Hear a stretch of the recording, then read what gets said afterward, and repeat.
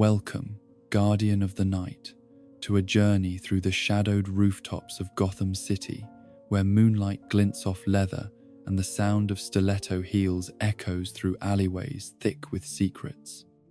Tonight, we shall explore the complete chronicles of Selina Kyle, the enigmatic woman who walks the line between darkness and light, between crime and redemption, between the predator and the protector. Let the rhythm of rain on fire escapes, and the whisper of a whip through darkness carry you into peaceful slumber as we trace every thread of her complex tapestry. Close your eyes, dreamer of rooftops, and let this tale of claws and compassion unfold like shadows beneath the Gotham moon. In the decaying tenements of Gotham City's East End, where hope went to die and dreams were stillborn in the shadow of Wayne Tower's distant gleam, there began the story of a girl whose name would one day be whispered with equal measures of fear and fascination across the rooftops of the world's most dangerous city. Yet in those early years, before the leather and the claws, before the midnight heists and the dance with darkness, Selina Kyle was simply another casualty of a system that devoured its young with methodical indifference, leaving behind only the strongest and most adaptable to survive in a world that had forgotten the meaning of mercy. The house on Magdalene Street where Selina drew her first breath was a monument to broken promises and deferred dreams. Its walls stained with the accumulated disappointments of generations who had believed that hard work and decent intentions might somehow be enough to lift them from the squalor that defined their existence. Here, in a cramped apartment that reeked of cigarettes and unfulfilled ambitions, Brian and Maria Kyle brought their daughter into a world that would teach her harsh lessons about power, vulnerability, and the terrible price of depending upon others for protection or love. Brian Kyle was a man whose potential had been systematically destroyed by the grinding machinery of economic desperation and personal weakness. His dreams of something better gradually eroded by the daily humiliations that came with being powerless in a city that worshipped strength and success above all other virtues. The factory work that sustained their meager household was soul-crushing labor that left him exhausted and bitter, his hands permanently stained with industrial chemicals that seemed to seep into his very essence, poisoning not only his body, but his capacity for tenderness or joy. The violence that defined the Kyle household was not the dramatic, explosive kind that made headlines in the Gotham Gazette, but rather the steady, corrosive brutality of a man who had been broken by circumstances beyond his control and who sought to restore his sense of power through the domination of those even more vulnerable than himself. Brian's fists were instruments of pedagogy in a curriculum that taught his wife and daughter that safety was an illusion, that protection came only through submission, and that love was always conditional upon the maintenance of strict hierarchies of fear and respect. Maria Kyle had once possessed dreams of her own, aspirations that extended beyond the narrow confines of domestic servitude and economic survival. Yet the accumulated weight of disappointment and abuse had gradually crushed those ambitions until all that remained was a hollow shell of a woman who found solace only in the company of the stray cats that haunted the alleys behind their Perry building. These feline companions offered her something that human relationships had failed to provide: unconditional acceptance, freedom from judgment, and the kind of simple, honest affection that required no complex negotiations or careful management of masculine pride. The cats became Maria's refuge from a marriage that had become a prison, a daily ordeal of walking on eggshells while trying to anticipate and deflect the rage that could erupt without warning from her husband's damaged psyche. She spent hours feeding the strays, speaking to them in gentle tones that her daughter rarely heard directed toward human beings, creating a parallel world of companionship and care that existed alongside but separate from the harsh reality of her domestic responsibilities. For young Selina, these early years were a masterclass in the observation of power dynamics and the careful calculation of survival strategies that would later serve her well in far more dangerous circumstances. She learned to read the subtle signs that preceded her father's violent outbursts, to recognize the particular quality of silence that meant danger was approaching, to make herself small and invisible when the storm clouds gathered in Brian's bloodshot eyes and clenched fists. The child who would one day move through shadows with supernatural grace first developed her skills in stealth and evasion in the cramped rooms of her family's apartment, learning to navigate around her father's unpredictable moods with the same careful attention to timing and positioning that would later make her one of the world's most accomplished thieves. Every footstep had to be calculated, every breath measured, every movement designed to minimize the risk of attracting the wrong kind of attention from a man whose capacity for cruelty seemed to expand in direct proportion to his sense of powerlessness in the world beyond their door. The gymnasium classes that Selina attended after school were officially presented as extracurricular activities designed to promote physical fitness and social development. Yet for her, they served a far more crucial purpose as sanctuaries from the domestic battlefield that awaited her each evening. The hours spent learning gymnastics and basic athletic skills provided not only physical training that would prove invaluable in her future career, but also precious time away from an environment where her very presence seemed to serve as a catalyst for violence and recrimination. Her natural aptitude for acrobatic movement and physical coordination became apparent almost immediately, though her instructors attributed her intense dedication to training as simple enthusiasm for sport rather than recognizing it as the desperate focus of a child who understood that strength and agility might someday be the difference between survival and destruction. The discipline required for gymnastics, the careful attention to balance and timing, the development of muscle memory that could function even under extreme stress, all became part of an education in survival that no classroom could have provided. The other students in her gymnasium classes came from families where dinner table conversations focused on homework assignments and weekend plans rather than the careful management of explosive tempers and the strategic avoidance of flying fists. Selina observed their easy confidence and casual assumption that adults existed primarily to provide protection and guidance rather than threat and danger, filing away these insights into normal family dynamics as intelligence that might prove useful in understanding the broader world beyond her immediate experience. Yet it was through gymnastics that Selina first discovered the intoxicating sensation of mastery over her own body and environment. The rush that came from executing a perfect routine or successfully completing a challenging maneuver that had previously seemed impossible. This early taste of personal agency and individual achievement planted seeds that would eventually grow into the fierce independence that would define her adult character. The unshakable conviction that she could rely upon her own skills and judgment rather than trusting others to protect or provide for her. The afternoon when everything changed began like countless others before it, with Selina walking home from school through streets that had taught her to be constantly alert for potential dangers, to read the faces of strangers for signs of aggression or predatory intent, to move with purpose and confidence even when she felt neither. The approaching twilight painted the tenement buildings in shades of grey and amber that might have seemed beautiful to someone who associated such lighting with romance or poetry rather than with the onset of another night in a household where darkness brought no peace. The silence that greeted her when she opened the apartment door was different from the usual tense quiet that characterized her father's absence or her mother's careful movement around his sleeping form.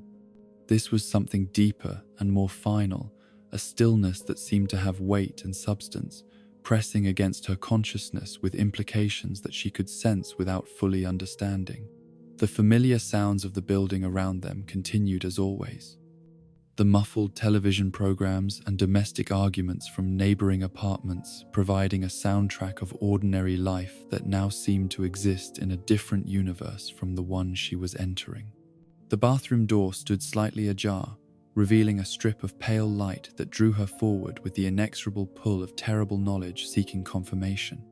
Her mother's form in the bathtub was so still that for a moment Selina's mind refused to process what her eyes were reporting, clinging instead to the possibility that Maria had simply fallen asleep in water that had grown cold during a longer soak than usual. Yet the color of the water, the unnatural angle of her mother's head, the absolute absence of the slight movements that accompanied even the deepest sleep, all combined to deliver a truth that would reshape Selina's understanding of the world and her place within it. The razor blade that had served as Maria's instrument of escape lay on the bathroom floor like a discarded prop from a tragedy whose final act had been performed to an audience of one. The cuts on her wrists were precise and purposeful, speaking to a decision made with careful deliberation rather than desperate impulse, a final assertion of control over circumstances that had long since spiraled beyond any possibility of positive resolution. In choosing death over continued existence in a world that offered only suffering and diminishment, Maria had delivered a lesson about personal agency that would resonate through every aspect of her daughter's future development. The shock of discovery was followed immediately by a complex mixture of emotions that Selina's young mind struggled to process and organize. Grief for the loss of the only source of gentleness in her harsh world, mingled with rage at being abandoned to face her father's violence alone, while a terrible understanding began to dawn that she now faced choices about her own survival that no child should ever be forced to contemplate. The woman who had shown kindness only to stray cats had chosen to leave her daughter among the human predators who had made her life unbearable. The sound of her father's key in the front door lock penetrated through the fog of shock and disbelief that had temporarily paralyzed Selina's ability to think clearly about immediate consequences and necessary actions. Brian's return home would bring not comfort or shared grief, but rather an explosion of rage and accusation that would inevitably focus upon her as the most available target for blame and punishment. The man who had driven his wife to desperation through years of systematic abuse would undoubtedly find ways to make her death another excuse for violence against the daughter who remained behind to serve as witness to his failures. The months that followed Maria's suicide transformed the Kyle household from a place of controlled terror into something approaching hell on earth. As Brian's drinking escalated from a mechanism for managing his daily frustrations into a full-scale assault upon whatever remained of his capacity for rational thought or emotional restraint. The insurance money from Maria's death policy provided him with the means to purchase oblivion on a scale previously impossible with his factory wages. Yet rather than providing escape from pain,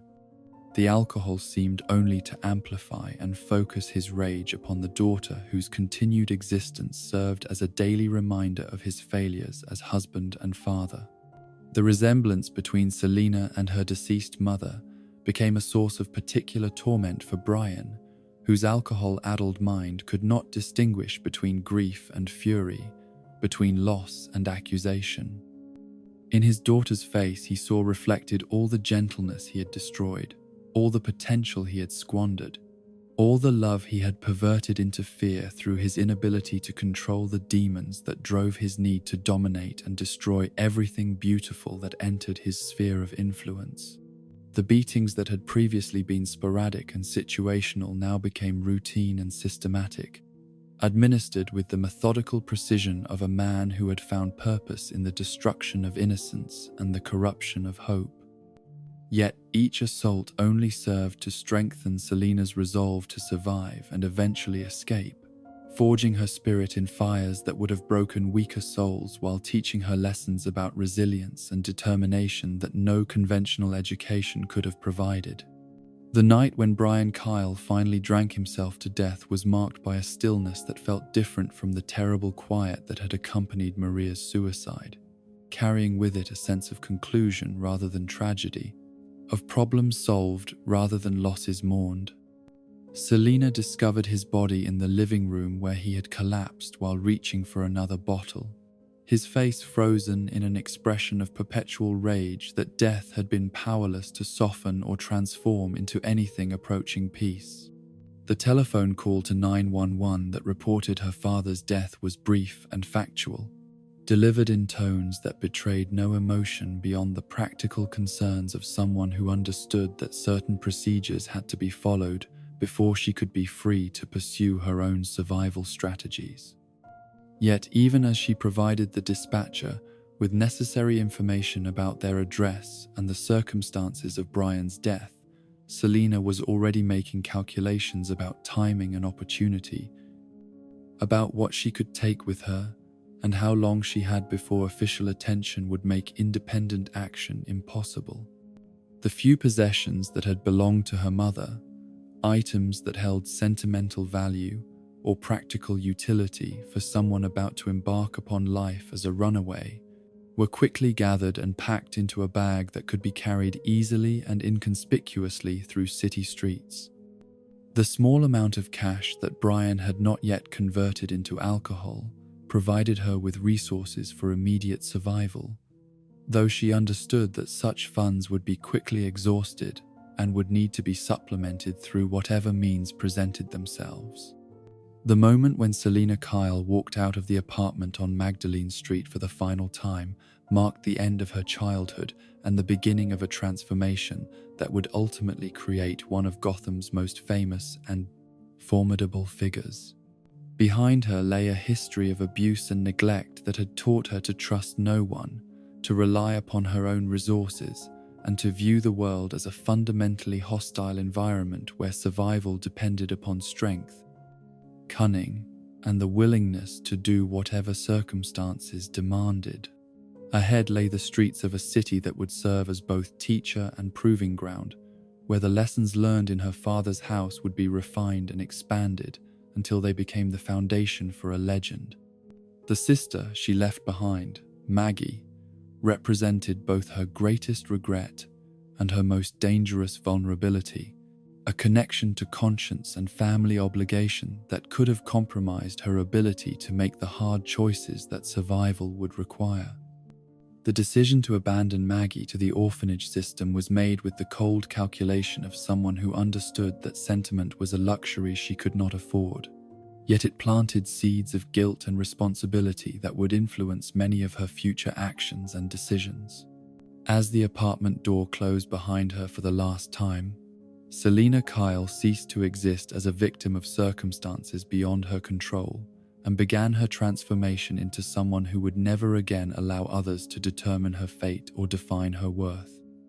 The broken child who had learned to navigate around her father's violence was about to become a young woman who would navigate the infinitely more dangerous terrain of Gotham's underworld with skills honed by necessity and a Barsley, heart hardened by loss into something that could survive what was coming next. The streets of Gotham City in winter were a laboratory of cruelty where only the most adaptable specimens could survive the harsh curriculum of abandonment and necessity, their lessons written in frost and hunger across pavements that had witnessed 1,000 similar stories of childhood destroyed by circumstances beyond any individual's power to control or comprehend. For Selina Kyle, barely 13 years old and carrying nothing more than a threadbare coat and the bitter knowledge that the world owed her nothing, these streets became both university and proving ground,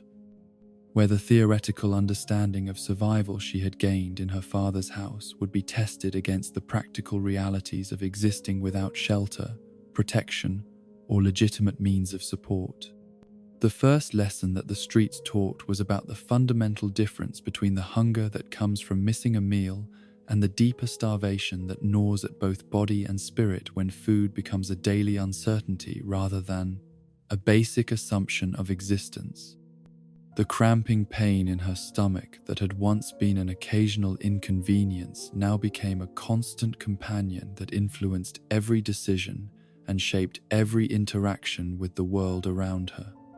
This physical discomfort was accompanied by a psychological education in the mathematics of desperation, where the value of every item and every opportunity had to be calculated against the immediate need for sustenance and the longer-term requirements of continued survival. The supermarkets and convenience stores that dotted Gotham's landscape represented both opportunity and danger, for someone whose survival depended upon the successful acquisition of goods without the conventional exchange of money for merchandise. These establishments were designed with the assumption that their customers would engage in legitimate commerce, yet their very architecture and operational procedures created vulnerabilities that could be exploited by someone desperate enough to accept the risks involved in unauthorized appropriation of necessary supplies. Selina's first successful theft was a candy bar taken from a corner store whose elderly proprietor had been distracted by a telephone conversation. An acquisition so simple and consequence-free that it barely registered as criminal activity in her developing understanding of moral boundaries and practical necessities. Yet this minor victory provided more than simple nutrition. It delivered crucial intelligence about the possibilities that existed for someone willing to operate outside conventional social structures, while also revealing the intoxicating sense of agency that came from taking what was needed, rather than begging for what might be grudgingly provided. The technique that she developed for acquiring food without detection drew upon skills learned in her gymnastics classes and refined through months of avoiding her father's unpredictable violence. Combining physical agility with careful observation of patterns and timing to create opportunities where none had previously existed. Her small size and youthful appearance served as assets in these endeavors, allowing her to move through crowded stores with minimal attention, while her quick reflexes and precise movements enabled her to palm items and transfer them to concealed pockets with motions too subtle and swift for casual observation to detect. The psychological transformation that accompanied her transition from victim to active agent in securing her own survival was profound and permanent,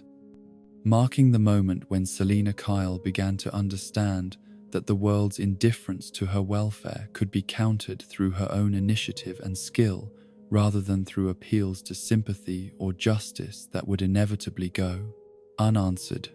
The child who had once waited passively for adults to provide protection or care was evolving into someone who recognized that security and sustenance were things to be taken rather than granted,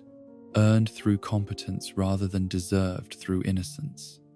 Yet the streets were also teachers of harder lessons about the price of independence and the kinds of compromises that survival might eventually demand from someone who refused to submit to the conventional systems of care and control that society provided for its displaced young. The shelters and charitable organizations that offered assistance to runaway children did so within frameworks of supervision and regulation that Selina's experiences had taught her to view with suspicion and resentment. Institutions that traded temporary relief for the surrender of personal autonomy in ways that felt uncomfortably similar to the power dynamics she had escaped by leaving her father's house. The other street children who inhabited the same spaces and pursued similar survival strategies represented both potential allies and inevitable competitors for limited resources and opportunities. Their relationships governed by shifting alliances and practical calculations rather than the kinds of emotional bonds that characterized normal childhood friendships. Among these young survivors, Selina began to develop the skills of leadership and manipulation that would later serve her well in very different contexts, learning to read personalities and motivations with the precision necessary to predict behavior and anticipate betrayal. The informal education provided by life among Gotham's homeless population included instruction in subjects that no conventional curriculum would ever acknowledge, from the identification of unmarked police vehicles and the recognition of plainclothes officers to the complex etiquette that governed interactions between different categories of street people and the unspoken rules that determined access to the most desirable sleeping spaces and panhandling locations.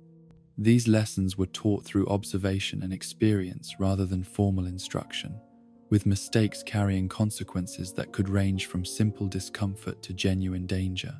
The winter months were particularly brutal teachers, When the margin for error in calculations about shelter and warmth became vanishingly small and survival often depended upon finding ways to access heated buildings or protected spaces that offered refuge from temperatures that could kill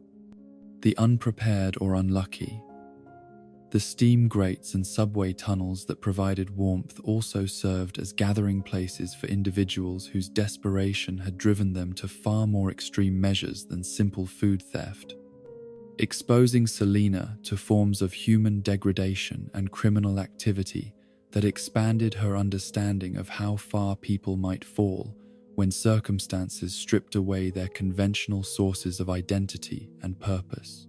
The inevitable moment when her luck ran out and she was caught in the act of shoplifting came not through any failure of technique or preparation on her part, but rather through the kind of random chance that always threatens those who operate outside the law, regardless of their skill or caution. The security guard who observed her palming items had been watching her for several minutes before making his move, recognizing in her practiced movements the hallmarks of someone who had moved far beyond desperate improvisation into the realm of systematic technique. The ride in the police car to the juvenile detention facility provided Selina with her first direct experience of the official system's response to children who had fallen through the conventional safety nets of family and community support, a bureaucratic machine that processed human tragedy with efficiency, but little understanding of the individual circumstances that had created each case. The forms and procedures that governed her intake were designed to categorize and assign, rather than to understand or address the complex factors that had led to her current situation.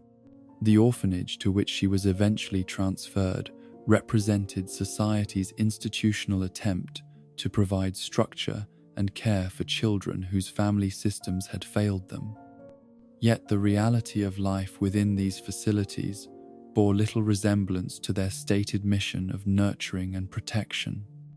The overcrowded conditions, understaffed supervision, and limited resources created an environment that was in many ways more dangerous and demoralizing than the streets she had been removed from,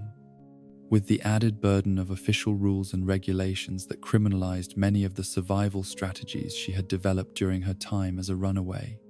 The discovery that someone within the orphanage administration was systematically stealing funds designated for the care and support of the children under their supervision came to Selina's attention through the same careful observation skills that had kept her alive on the streets. Her ability to notice patterns and inconsistencies that others might dismiss as coincidence or inevitable bureaucratic inefficiency. The evidence of this embezzlement was carefully hidden, but not invisibly so, to someone who understood that adults in positions of authority could not be trusted to prioritize the welfare of those dependent upon their care. The false accusation that followed her discovery of the financial irregularities was as predictable as it was unjust. A desperate attempt by corrupt officials to deflect attention from their own crimes by portraying her as a problem child whose allegations were merely the vindictive fantasies of someone with a history of antisocial behavior and criminal activity.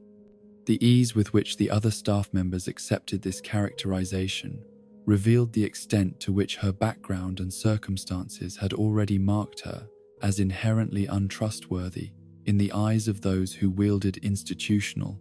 power. The attempt to eliminate her as a witness and problem by staging her death as an accidental drowning demonstrated the lengths to which supposedly respectable adults would go to protect their criminal activities, while also providing Selina with a crucial education in the reality that survival sometimes required treating others as deadly enemies rather than potential sources of help or guidance. The cold water of the river into which she was thrown was intended to be her grave, yet instead became the baptismal font for her transformation into someone who would never again make the mistake of trusting in adult protection or institutional justice. The escape from the river that should have claimed her life was accomplished through a combination of the swimming skills she had learned during her brief periods of normal childhood and the desperate strength that comes from understanding that failure means death rather than mere disappointment. The gasping emergence from water that had been intended as her tomb marked not only her physical survival, but the completion of her psychological evolution from victim to predator, from someone who accepted what happened to her, to someone who would determine her own fate regardless of what others intended. The return to the orphanage under cover of darkness to gather evidence of the embezzlement that had nearly cost her life required all the stealth and planning skills she had developed during her time on the streets, yet also marked her first deliberate act of justice rather than simple survival. The documents she retrieved from the administrator's office provided concrete proof of the theft that had robbed dozens of children of resources intended for their care, while the cash she took for herself represented not theft but rather a form of compensation for services rendered as an involuntary investigator. The decision to send the evidence to the police while keeping enough money to support herself through the transition back to independent living demonstrated the sophisticated understanding of justice and pragmatism that would characterize all of her future activities. She had learned that doing the right thing did not guarantee protection or reward from official sources. Yet she also understood that allowing corruption to continue unchallenged would inevitably harm other vulnerable children who lacked her capabilities for self-protection. The package delivered to the Gotham City Police Department contained not only documentation of the orphanage's financial crimes, but also a letter written in the careful script of someone who had received just enough education to express herself clearly while remaining effectively anonymous to those who might wish her harm. The investigation that followed would eventually result in arrests and prosecutions that cleaned up the facility and recovered some of the stolen funds. Yet by the time justice was served, Selena Kyle had already disappeared back into the urban landscape that had become her natural habitat. The money she had taken from the orphanage provided her with resources that elevated her situation from desperate survival to something approaching planned independence, allowing her to rent small rooms by the week and purchase clothing that did not immediately mark her as homeless or destitute. This financial cushion also provided her with the freedom to be more selective about the risks she was willing to accept and the crimes she was willing to commit, enabling her to develop more sophisticated techniques and pursue higher value targets than simple food theft. The skills that she had developed through necessity during her months on the streets now began to evolve from crude survival techniques into something approaching artistry, as she gained the time and resources necessary to practice and refine her methods rather than simply grabbing whatever was immediately available. The careful observation of security procedures, the study of human behavior patterns, the development of timing and coordination that would enable more complex operations, all became possible when survival was no longer a moment-to-moment concern. The psychological distance that separated her from the conventional world of legitimate employment and social interaction continued to grow as she became more accomplished in criminal activities and more confident in her ability to take what she needed rather than asking for what she might be granted. The adults who moved through Gotham's daily routines began to seem like a different species entirely, creatures whose complacent assumptions about security and property rights made them natural prey for someone who had learned to see opportunity where others saw only ordinary urban landscape. Yet even as she became more skilled and successful as a thief, Selena never lost sight of the fundamental difference between her criminal activities and those of individuals who pursued illegal gain from greed or malice rather than necessity. Her theft remained focused on items that provided practical value for survival and basic comfort, rather than luxury goods that would have represented pure acquisition for its own sake. This ethical distinction, however subtle, preserved something essential in her character that would later enable her evolution into something more complex than a simple criminal. The loneliness that accompanied her growing competence and independence was a price she paid willingly for the security of knowing that her welfare depended upon no one's whims or failures except her own. Yet it also began to plant seeds of longing for connection and community that would eventually influence her choices about how to use the skills she was developing. The other people in her life remained either marks to be exploited or threats to be avoided, with genuine relationships seeming impossible for someone whose survival depended upon maintaining careful distance from normal social structures and emotional attachments. As winter gave way to spring and her techniques continued to evolve, Selina Kyle began to envision possibilities that extended beyond simple survival into realms of purpose and identity that might provide meaning as well as sustenance. The streets had been excellent teachers of practical skills and harsh realities, yet they had also awakened in her a hunger for something more significant than mere existence. A desire to transform the abilities she had developed through necessity into tools for achieving goals that transcended the basic requirements of food, shelter, and safety from immediate harm. The stage was being set for the next phase of her education, one that would introduce her to disciplines and possibilities that the streets alone could never have provided, yet which would build upon the foundation of strength, independence, and ruthless pragmatism that her early experiences had carved into the very essence of who she was becoming.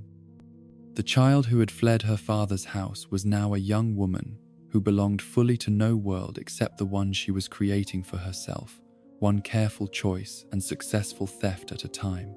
The transition from street survival to something approaching professional criminality began for Selina Kyle during the restless months when the basic skills of theft and evasion had become second nature. Yet, the deeper hunger for meaning and purpose remained unfulfilled by the simple acquisition of necessities. The young woman who had learned to navigate Gotham's underworld with predatory grace found herself drawn increasingly toward targets that offered not merely sustenance or shelter, but the possibility of genuine challenge and the intoxicating rush that came from testing her abilities against opponents worthy of her growing expertise. The museum district of Gotham represented a world entirely separate from the harsh realities of street survival. Its marble facades and climate-controlled galleries housing treasures that spoke to human aspirations toward beauty, meaning, and the preservation of cultural achievement across centuries of war, plague, and social upheaval. For someone whose existence had been defined by the constant struggle for immediate survival, these institutions seemed to exist in a parallel universe where concerns transcended the basic requirements of food and shelter to encompass abstract concepts like artistic merit and historical significance. The decision to attempt her first museum heist was motivated by factors that extended beyond simple financial calculation into realms of personal challenge and psychological necessity that Selina herself did not fully understand at the point. Time. The ancient Mesopotamian fertility totem that had caught her attention during a reconnaissance visit represented not merely a valuable artifact that could be converted into currency, but a symbol of the kind of life that her circumstances had made impossible, a connection to beauty and permanence that offered temporary escape from the grinding pragmatism that governed every other aspect of her existence. The planning required for successful penetration of the museum's security systems represented a quantum leap in complexity from the opportunistic theft that had sustained her survival on the streets, demanding not only physical skills but also intellectual capabilities that drew upon every aspect of her education, both formal and experiential. The study of guard rotations, alarm systems, and architectural vulnerabilities required the same methodical attention to detail that had characterized her gymnastics training, yet applied now to purposes that society would condemn even as they provided her with the first genuine satisfaction she had experienced since achieving basic survival security. The night of the actual theft unfolded with the precision of a carefully choreographed performance, each movement calculated to minimize risk while maximizing the probability of successful acquisition of the target artifact. The skylight entry she had chosen required acrobatic skills that drew upon every hour of training she had received during her brief period of conventional childhood, yet applied now to purposes that transformed legitimate athletic ability into tools of criminal enterprise with an elegance that spoke to her natural aptitude for finding unconventional applications for conventional skills. The moment when her fingers closed around the ancient totem represented more than simple, successful completion of a theft. It marked her psychological transition from someone who stole from necessity to someone who possessed the capabilities and confidence to pursue criminal objectives for their own sake rather than as desperate responses to immediate survival requirements. The weight of the artifact in her hands carried with it the satisfaction of achievement earned through skill rather than granted through circumstance. The intoxicating recognition that she possessed abilities that could open doors to experiences and possibilities that conventional society would never voluntarily provide. The interruption of her escape by the hooded figure who seemed to materialize from the shadows with the fluid grace of someone whose movement through darkness was as natural as breathing, introduced an element of genuine danger that transformed her carefully planned operation into an improvised test of survival skills against an opponent whose capabilities appeared to match or exceed her own. The ninja's silent approach and swift intervention demonstrated techniques that transcended anything she had observed during her time among Gotham's conventional criminals, revealing the existence of disciplines and training methods that operated according to principles she had never encountered. The pursuit that followed her discovery by the mysterious guardian challenged every aspect of her physical and mental preparation, forcing her to adapt her escape plans in real time while maintaining the stealth and precision necessary to avoid capture by someone whose expertise clearly encompassed the very skills she had been developing through trial and error. The chase across rooftops and through shadowy alleyways became a masterclass in advanced urban navigation, with her survival depending upon her ability to think several steps ahead while executing complex maneuvers that required perfect coordination between mind and body. The warehouse that served as the ultimate destination of her desperate flight appeared from the outside to be nothing more than another abandoned industrial building of the type that dotted Gotham's older neighborhoods like monuments to economic decline and urban decay. Yet the interior revealed a carefully maintained facility that spoke to purposes and resources far beyond anything she had previously encountered in her criminal activities. The training equipment and practice spaces visible in the dim light suggested disciplines that combined physical conditioning with mental development in ways that promised capabilities she could barely imagine. The sensei who emerged from the shadows to confront both his student and the intruder possessed the kind of quiet authority that came not from official position or institutional power, but from genuine mastery of skills that had been refined through decades of dedicated practice and continuous learning. His evaluation of Selina's capabilities was conducted with the clinical precision of someone who could assess potential and limitation with a glance, recognizing in her natural movement and instinctive responses the raw material from which exceptional ability could be developed through proper training and guidance. The conversation that followed between master and student about appropriate response to her intrusion revealed philosophical differences about the nature of crime, punishment, and the potential for redemption that would have profound implications for the direction of Selina's future development. Kai's immediate assumption that theft deserved severe punishment reflected conventional understanding of justice as retribution for wrongdoing, while the sensei's interest in her potential suggested alternative approaches to dealing with individuals whose circumstances had led them into conflict with social norms and legal requirements. The offer to join the academy represented the first time since her departure from conventional social structures that anyone had recognized positive potential in Selina's abilities, rather than viewing her skills purely as threats to be contained or problems to be solved through punishment and control. The sensei's invitation carried with it not merely access to training that could enhance her existing capabilities, but also the possibility of belonging to a community that valued excellence and dedication over conventional measures of social acceptability or legal compliance. The weeks that followed her acceptance into the hidden academy provided Selina with her first systematic education in disciplines that had been developed over centuries to maximize human potential for physical and mental achievement. Through the integration of mind, body, and spirit in service of clearly defined goals. The martial arts training that became the focus of her daily routine demanded not only the development of new physical skills, but also the cultivation of mental attitudes and emotional control that would enable her to access capabilities that existed beyond normal human limitations.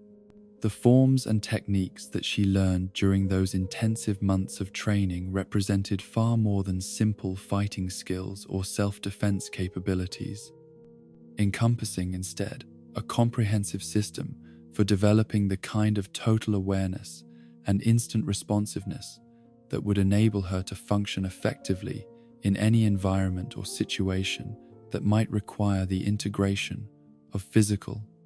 capability with strategic thinking and tactical adaptability. The hours spent in repetitive practice of basic movements gradually built the foundation of muscle memory and neurological conditioning that would later enable her to execute complex actions without conscious thought or hesitation.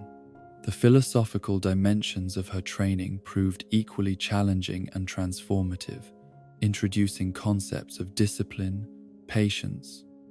and systematic development that stood in marked contrast to the improvisational survival strategies that had characterized her previous criminal activities. The sensei's teachings about the relationship between immediate desires and long-term objectives forced her to examine her own motivations and goals with a clarity that revealed the extent to which her criminal activities had been driven by reactive responses to circumstances rather than proactive pursuit of coherent purposes. The relationship that developed between Selina and her fellow students was complicated by the obvious differences in their backgrounds and motivations for seeking training in disciplines that were traditionally associated with noble, blasens, avelen purposes rather than criminal applications. Most of the other academy members had come to martial arts training through conventional paths that emphasized personal development and spiritual growth, while her presence represented an anomaly that challenged assumptions about the appropriate uses of advanced fighting skills and tactical knowledge. Kai's growing hostility toward her rapid progress and natural aptitude for techniques that he had spent years attempting to master reflected not merely personal jealousy, but also legitimate concerns about the wisdom of providing advanced training to someone whose background suggested that such skills would likely be applied to illegal activities rather than honorable pursuits. His attempts to injure her during training sessions represented both personal vendetta and philosophical statement about the appropriate response to criminal infiltration of sacred traditions. The escalation of Kai's attacks during training sessions from merely excessive force to deliberate attempts at serious injury created dangerous situations that tested not only Selina's physical capabilities, but also her psychological resilience and commitment to completing the training that promised to transform her from skilled amateur to genuine expert. The internal injuries and cumulative damage from his attacks required her to develop pain tolerance and recovery techniques that would prove invaluable in future conflicts, while also teaching her important lessons about the management of enemy relationships within organizations where direct confrontation might not be tactically advisable. The sensei's obvious preference for Selina over his more traditional students reflected his recognition that she possessed qualities that could not be taught or developed through conventional training methods. Natural gifts that enabled her to achieve in weeks what normally required months or years of dedicated practice. Her street-honed instincts and survival-tested reflexes provided foundation capabilities that complemented formal martial arts instruction in ways that created synergistic effects exceeding the sum of their individual components. The discovery that even the sensei's extraordinary abilities and comprehensive training could not entirely overcome the psychological limitations and character flaws that had driven Kai to pursue advanced fighting skills for personal, rather than noble purposes, provided Selena with crucial insights into the relationship between technical capability and moral development that would influence her future choices about how to apply the abilities she was acquiring. The realization that skill without wisdom could create monsters rather than masters forced her to examine her own motivations and intentions with uncomfortable honesty. The news reports of Batman's activities that began appearing during her training period introduced Selena to concepts about heroism and justice that challenged her assumptions about the relationship between power and responsibility, between individual capability and social obligation. The mysterious figure who had begun operating in Gotham's shadows represented possibilities that she had never previously considered, demonstrating that exceptional abilities could be employed in service of protection rather than predation, of justice rather than personal advantage. The night when curiosity finally overcame caution and she followed Batman to Robinson Park marked another crucial transformation in her psychological development, providing her first direct observation of someone who possessed skills comparable to her own, yet chose to employ them in service of others rather than for personal benefit. The careful tracking and surveillance skills she employed to locate and observe the Dark Knight without detection represented practical application of techniques she had learned both on the streets and in the academy, yet directed now toward purposes of investigation rather than theft. The glimpse of Batman in action against criminals who threatened innocent citizens revealed capabilities that exceeded even her enhanced expectations, demonstrating levels of physical skill, tactical thinking, and technological resources that made her own accomplishments seem modest by comparison. Yet what impressed her more than his obvious competence was his clear commitment to protecting those who could not protect themselves, his willingness to accept personal risk in service of abstract principles about justice and social responsibility. The trail of blood that she discovered following Batman's departure from the scene of his intervention provided concrete evidence that even his extraordinary abilities did not render him immune to physical harm, that his heroic activities carried genuine personal costs that he accepted willingly in service of his mission. The revelation that the seemingly invincible Dark Knight could be wounded and presumably killed humanized him in ways that made his choices seem more rather than less remarkable, demonstrating courage that transcended mere physical capability. The epiphany that struck her as she contemplated the implications of Batman's example was both simple and revolutionary. The recognition that costumes and symbols possessed power to inspire hope or fear that exceeded the actual capabilities of those who wore them. The realization that a person could choose to become something larger than their individual limitations through the adoption of an identity that embodied principles and purposes beyond personal interest opened possibilities that had never occurred to her during her previous criminal activities. The decision to create her own costume and adopt her own symbolic identity represented a conscious choice to transform her criminal activities from mere survival strategy into something approaching artistic expression and personal statement about her capabilities and intentions. The money she spent on materials for her first catsuit represented a significant investment of resources that could have been used for more practical survival purposes. Yet, the psychological satisfaction of creating a visual identity that reflected her skills and personality proved worth the financial sacrifice. The inspiration drawn from Batman's example was not based upon any desire to emulate his heroic purposes or moral commitments,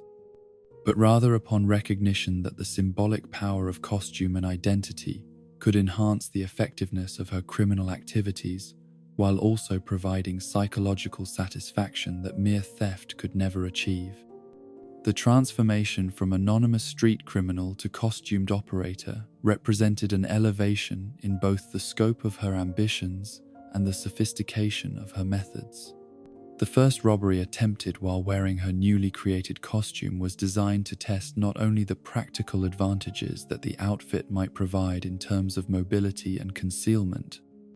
but also the psychological effects that the dramatic appearance might have upon both victims and law enforcement personnel who encountered her during criminal activities.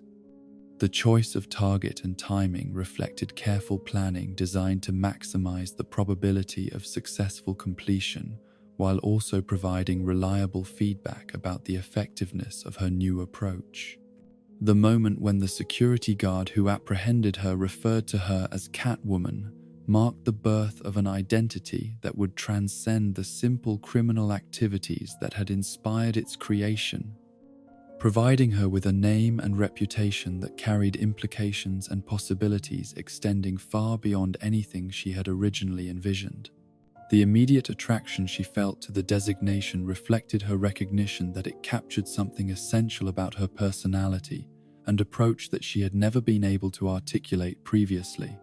The psychological transformation that accompanied her adoption of the Catwoman identity was as profound as any of the physical or technical skills she had developed through her training and experience, representing the final integration of all her capabilities into a coherent persona that could function effectively in situations ranging from simple criminal enterprise to complex interactions with law enforcement, and potentially even more exotic opponents like the mysterious Batman who had inspired her evolution. The stage was now set for the next phase of her development, where the skills learned through necessity, refined through training, and integrated through symbolic identity would be tested against challenges and opportunities that would ultimately determine whether Catwoman would remain merely another criminal or evolve into something far more complex and significant. In Gotham's ongoing struggle between order and chaos, the night that would forever alter the trajectory of Selina Kyle's existence began with the restless energy that had become her constant companion during the weeks following her intensive martial arts training. A feeling of potential seeking purpose that made ordinary criminal activities seem inadequate to satisfy the deeper hunger for meaning and challenge that had been awakened by her glimpse of Batman's extraordinary dedication to his B4 chosen mission. The skills she had acquired through necessity and refined through disciplined practice demanded expression in contexts more sophisticated than simple theft. Yet the direction that expression should take remained unclear until circumstances provided her with the catalyst that would transform possibility into destiny. The television news report that mentioned Batman's recent appearance in Robinson Park reached her in the cramped apartment she had rented with proceeds from her increasingly successful criminal enterprises. The reporter's matter-of-fact delivery of information that should have been impossible failing to capture the profound implications of what was being described. Here was confirmation that the mysterious figure she had glimpsed during her training period was not merely an isolated incident or fevered imagination, but rather an ongoing presence in Gotham's criminal landscape whose activities were significant enough to warrant media attention despite their obvious deviation from normal law enforcement procedures. The decision to seek out Batman in his natural environment was motivated by curiosity that transcended simple voyeurism to encompass genuine scientific interest in observing someone whose capabilities and methods might provide insights into possibilities she had never previously considered for her own development. The tracking skills she had learned on the streets and refined through martial arts training would enable her to locate and observe the Dark Knight without compromising her own safety, while the knowledge she gained through such surveillance might prove valuable in determining the direction of her own future activities. The journey to Robinson Park through Gotham's shadowy streets provided her with opportunities to test the practical advantages of her newly created costume in real-world conditions. The enhanced mobility and concealment it offered, allowing her to move through urban terrain with a grace and confidence that would have been impossible in conventional clothing. The psychological transformation that accompanied wearing the catsuit was as significant as its practical benefits. the adoption of symbolic identity, enabling her to access capabilities and attitudes that seem to exist beyond the limitations of her ordinary personality. The park itself represented a curious anomaly in Gotham's harsh urban landscape, an island of green space and natural beauty that had somehow survived the city's relentless development and industrial expansion to provide refuge for both wildlife and human visitors, seeking temporary escape from the concrete and steel that dominated their daily existence. Yet tonight, this peaceful sanctuary had become a hunting ground where predator and prey engaged in deadly games whose rules were written in violence and whose outcomes were measured in blood rather than conventional victory or defeat. The patience required to locate Batman within the park's extensive grounds tested Selina's ability to remain motionless and alert for extended periods, skills that drew upon both her martial arts training and her street-learned understanding of when movement might attract unwanted attention. The waiting was made more difficult by her awareness that her quarry possessed senses and capabilities that might enable him to detect her presence despite her best efforts at concealment, creating a psychological tension that sharpened her focus, while also introducing elements of genuine danger that elevated the exercise beyond simple surveillance into something approaching a test of her abilities against a truly formidable opponent. The moment when Batman finally appeared within her field of vision was both vindication of her tracking abilities and revelation of capabilities that exceeded even her enhanced expectations, his movement through the darkness displaying a combination of stealth, strength, and tactical awareness that spoke to training and dedication far beyond anything she had encountered during her own development. The fluid grace with which he navigated the park's terrain suggested not merely physical conditioning, but also intimate familiarity with three-dimensional movement through complex environments, knowledge that could only be gained through years of practical experience in similar situations. The confrontation that she witnessed between Batman and the criminals who had chosen the park as their meeting place provided her with unprecedented opportunity to observe advanced combat techniques applied under genuine life or death conditions, where failure would carry consequences far more serious than the bruised pride and minor injuries that characterized training exercises. The efficiency with which Batman disabled multiple opponents while minimizing their permanent injury demonstrated not only superior fighting skills, but also philosophical commitment to principles that constrained his methods even when such passant restraint might increase personal risk. The technological resources that Batman employed during the encounter revealed capabilities that suggested access to equipment and support systems far beyond what any individual could develop or maintain through purely personal resources, implying either extraordinary wealth or institutional backing of the type that government agencies or major corporations might provide. The sophisticated devices that supplemented his physical capabilities indicated planning and preparation that extended far beyond the immediate requirements of any single mission, suggesting systematic approach to crime fighting that treated each encounter as part of a larger strategic campaign. The departure of Batman from the scene following successful completion of his intervention left behind a silence that seemed almost supernatural in its completeness, as though his presence had somehow suspended the normal sounds and activities of urban nightlife until his mission was accomplished. The criminals who had been left unconscious or incapacitated would eventually recover and face whatever legal consequences their activities had earned. Yet the lasting impact of their encounter would likely extend far beyond any official punishment to encompass psychological effects that might influence their future career choices. The trail of blood that Selina discovered following Batman's path away from the confrontation site represented physical evidence that even his extraordinary capabilities could not render him immune to the dangers inherent in his Batman's chosen activities,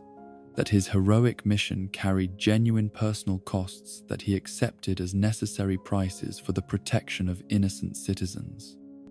The crimson drops that marked his passage through the darkness spoke to vulnerability that humanized him in ways that made his dedication seem more rather than less remarkable, demonstrating courage that transcended mere physical prowess or technological advantage. The significance of this revelation was profound and immediate, shattering any illusions she might have maintained about the invulnerability of those who chose to operate beyond conventional limitations, while also providing crucial insight into the psychology required to persist in dangerous prior activities despite awareness of potential consequences. The recognition that Batman could be wounded, could presumably be killed, yet continued to pursue his mission despite these risks, elevated him from impressive curiosity to genuinely inspirational example of commitment to principles that transcended personal safety or comfort. The contemplation that followed her return to her apartment was marked by a restless examination of possibilities that had never occurred to her during her previous criminal activities. Ideas about identity and purpose that challenged fundamental assumptions about the relationship between individual capability and social responsibility.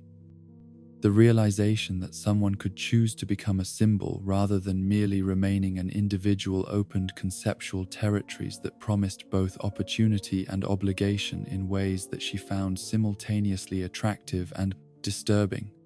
The inspiration that crystallized during those hours of reflection was not based upon any desire to emulate Batman's heroic purposes or moral commitments, but rather upon recognition of the power that symbolic identity could provide to enhance and focus individual capabilities while also creating psychological effects that might prove more valuable than purely practical advantages.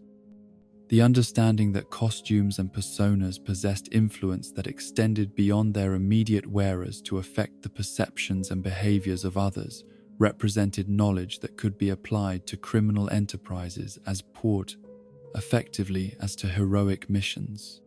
The decision to create her own symbolic identity was accompanied by careful consideration of the psychological and practical elements that would need to be integrated to achieve maximum effectiveness.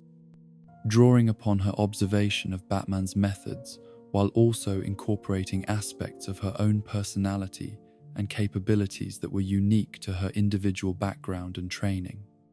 The choice of feline imagery and associated symbolism reflected both her natural affinity for cats and her recognition that predatory themes would be appropriate for someone whose activities remained fundamentally criminal despite any firm philosophical insights gained through observing heroic examples. The financial investment required to create a costume that would provide both practical advantages and symbolic impact represented a significant commitment of resources that could have been used for more immediate survival purposes. Yet the psychological benefits of adopting a coherent visual identity seemed to justify the expense, even if the practical advantages proved less significant than anticipated. The process of designing and acquiring the materials for her catsuit provided opportunities to consider the relationship between appearance and capability, between symbol and substance, that would influence every aspect of her future activities. The craftsmanship required to create a costume that would meet her exacting standards for both functionality and appearance drew upon skills that extended far beyond her criminal expertise into realms of design and construction that required patience and attention to detail of the type usually associated with legitimate artistic endeavors. The hours spent cutting, sewing, and fitting the leather components that would comprise her new identity provided meditative interludes that enabled her to contemplate the implications of the transformation she was undertaking. The psychological transformation that accompanied her first wearing of the completed costume was immediate and profound. The adoption of symbolic identity, enabling her to access aspects of her personality and capability that had remained dormant during her previous activities. The confidence and sense of purpose that the catsuit provided transcended its practical advantages to encompass fundamental changes in self-perception that would influence every aspect of her future development and decision-making processes. The mirror that reflected her costumed appearance revealed not merely Selina Kyle wearing unusual clothing, but rather the birth of an entirely new entity whose capabilities and intentions represented evolution beyond anything she had previously achieved or imagined. The figure she observed possessed grace, danger, and mysterious authority that commanded respect and inspired either admiration or fear depending upon the observer's perspective and relationship to conventional social structures. The first criminal enterprise undertaken while wearing her new identity was carefully planned to test both the practical advantages of the costume and the psychological effects it might have upon victims, witnesses, and law enforcement personnel who encountered her during illegal activities. The target she selected represented sufficient challenge to provide meaningful evaluation of her enhanced capabilities, while also offering rewards commensurate with the risks involved in operating under a new methodology that remained untested in real-world conditions. The jewelry store that became the focus of her inaugural mission as a costumed criminal was chosen for its combination of valuable inventory, sophisticated security systems, and location that would provide multiple escape routes should circumstances require rapid departure. The planning required for successful penetration of electronic surveillance and alarm systems drew upon knowledge gained through months of careful observation and study, while the execution would test every aspect of her physical training and technical expertise under conditions where failure might result in capture and imprisonment. The night of the robbery unfolded with precision that validated both her costume design and her tactical preparation. The enhanced mobility provided by the catsuit enabling acrobatic maneuvers that would have been impossible in conventional clothing, while the psychological confidence that accompanied her symbolic identity allowed her to function with clarity and purpose that exceeded her previous criminal activities. The sensation of moving through shadows as Catwoman rather than merely as Selina Kyle was intoxicating in ways that simple, successful theft had never provided, offering satisfaction that transcended material acquisition to encompass personal achievement and artistic expression. The moment of discovery by building security during her escape attempt represented the first test of how her costumed identity would be perceived and responded to by those whose duty was to prevent and apprehend criminals, providing crucial feedback about the effectiveness of her symbolic transformation. The security guard's immediate identification of her as Catwoman, rather than as anonymous burglar, demonstrated that her visual impact achieved the intended effect of creating memorable and distinctive impression that would enhance her reputation and influence within Gotham's criminal community. The name itself carried connotations and associations that resonated perfectly with her self-perception and intended public image, combining predatory implications that warned potential opponents of her dangerous capabilities with feline grace and independence that suggested someone who could not be easily controlled or predicted by conventional law enforcement methods. The immediate emotional connection she felt to the designation confirmed that it captured something essential about her identity that she had never been able to articulate through any other means.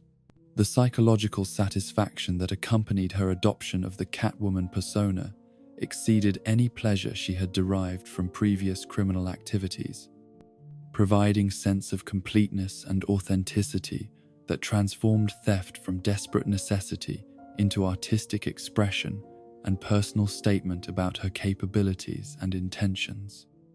The recognition that she had created something unique and powerful through the integration of her various skills and experiences into coherent symbolic identity marked a fundamental transition from reactive survival to proactive self-determination. The media attention that followed reports of her first costumed crime provided external validation of the psychological impact her new identity was intended to create, with news accounts focusing as much upon her dramatic appearance and mysterious methods as upon the actual theft that had been committed. The public fascination with her activities suggested that Gotham's citizens were hungry for figures who operated beyond conventional limitations, whether heroic or criminal in their ultimate purposes. The relationship between her new identity and Batman's example remained complex and multifaceted, involving both inspiration and competition, admiration and challenge, recognition of shared capabilities and awareness of fundamentally different moral commitments. The existence of the Dark Knight provided both validation that costumed operations were possible in Gotham's urban environment and implicit challenge to prove that criminal applications of similar methods could be equally effective and perhaps more personally satisfying.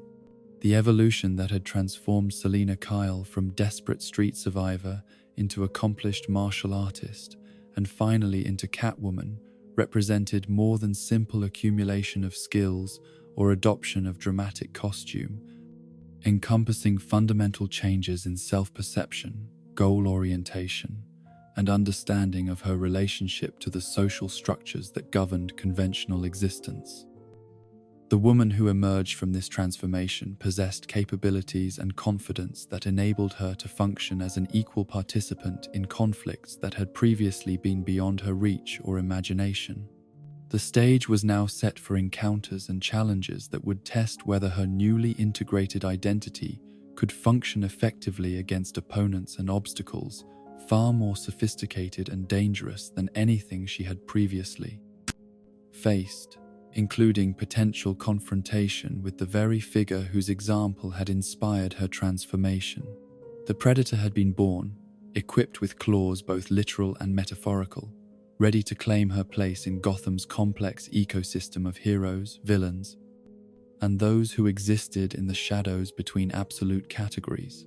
The golden age of comic book storytelling that emerged in the aftermath of the Second World War brought with it a particular vision of heroism and moral clarity that reflected society's desire for simple answers to complex questions. Yet even within this framework of seemingly straightforward narratives, the character of Catwoman presented complications that challenged readers' assumptions about the nature of good and evil, crime and punishment, redemption and corruption. The version of Selina Kyle that appeared during this era bore little resemblance to the street-hardened survivor who would later emerge from more realistic interpretations of her origins, instead presenting audiences with a figure whose criminal activities seemed to stem from psychological trauma rather than desperate necessity, whose motivations could be explained and potentially corrected through proper understanding and therapeutic intervention. The flight attendant backstory that defined Catwoman's Golden Age incarnation represented an attempt to provide her criminal behavior with origins that maintained her essential femininity and respectability, while also offering clear pathways toward eventual rehabilitation and redemption. According to this interpretation of her character development, Selina Kyle had been a thoroughly conventional young woman whose life followed predictable patterns of middle-class aspiration and professional achievement until a traumatic airplane crash disrupted her normal psychological functioning and created the conditions that would lead to her transformation into a criminal adversary for Batman. The airplane that carried Selina Kyle toward her fateful encounter with destiny was a symbol of humanity's conquest of natural limitations through technological achievement, yet it would also become the instrument through which those same technological capabilities would demonstrate their capacity for destruction when mechanical failure or human error created circumstances that exceeded the safety margins that engineering had attempted to provide. The flight itself was routine in every respect, until the moment when multiple systems failed simultaneously, transforming a comfortable passenger compartment into a death trap whose occupants could only await whatever fate mechanical physics and aerodynamic laws would deliver. The crash that should have claimed Selina's life instead delivered her into a twilight existence where memory and identity became fluid concepts rather than fixed foundations upon which personality and behavior could be reliably constructed. The head injury that she sustained during the impact created neurological damage that affected not merely her ability to recall specific events from her past, but also her fundamental understanding of moral principles and social obligations that had previously guided her decisions and constrained her actions within acceptable boundaries. The amnesia that defined her condition following the accident was not the complete loss of personal history that popular culture often portrays, but rather a more complex form of psychological disruption that left her with fragments of memory and capability, while eliminating the contextual framework that would have enabled her to integrate these remnants into coherent understanding of her identity and purpose. She retained her physical skills and intellectual capabilities, yet lost access to the moral education and social conditioning that should have determined how those abilities were employed in relationship to other people and societal expectations. The hospital staff who treated her injuries were faced with a patient who presented unprecedented challenges to conventional rehabilitation procedures. Someone whose physical recovery proceeded normally, while her psychological condition remained fundamentally altered in ways that existing medical knowledge could neither explain nor address. The doctors and nurses who monitored her progress during the weeks following the crash observed with growing concern that their patient's personality seemed to be reconstructing itself according to principles that bore little resemblance to the conventional moral framework that governed normal social interaction. The decision to pursue criminal activities following her release from medical care was not presented as conscious choice between legal and illegal methods of supporting herself, but rather as inevitable consequence of psychological damage that had eliminated her capacity to distinguish between appropriate and inappropriate responses to her circumstances. The theft that marked her first criminal act was described as resulting from impaired judgment rather than deliberate malice, the action of someone whose moral compass had been damaged beyond the ability of conventional social structures to recalibrate through education or example. The crimes that followed established patterns that reflected both her retained capabilities and her altered psychological state, combining sophisticated planning and execution with moral blindness that enabled her to pursue illegal objectives without experiencing the guilt or shame that would normally constrain such behavior. Her activities demonstrated that intelligence and skill could function independently of conscience and empathy, creating a figure who was dangerous precisely because her criminal actions were not motivated by hatred or cruelty, but by simple absence of normal psychological constraints. The encounters between this early version of Catwoman and Batman were characterized by a complex dynamic that reflected both attraction and opposition, recognition of shared capabilities combined with fundamental disagreement about appropriate applications of superior abilities. The Dark Knight's attempts to apprehend her were complicated by his recognition that her criminal behavior stemmed from medical condition rather than moral failing, creating situations where conventional law enforcement approaches seemed inadequate to address the underlying causes of her illegal activities. The romantic tension that developed between Batman and Catwoman during their various confrontations added layers of psychological complexity that challenged both characters' understanding of their respective missions and personal boundaries. The attraction that existed between them transcended their adversarial relationship to suggest possibilities for cooperation and mutual support that neither could pursue without compromising their established identities and commitments. The purple costume that became Catwoman's signature visual identity during this period represented a departure from the more realistic and practical designs that would characterize later interpretations of her character,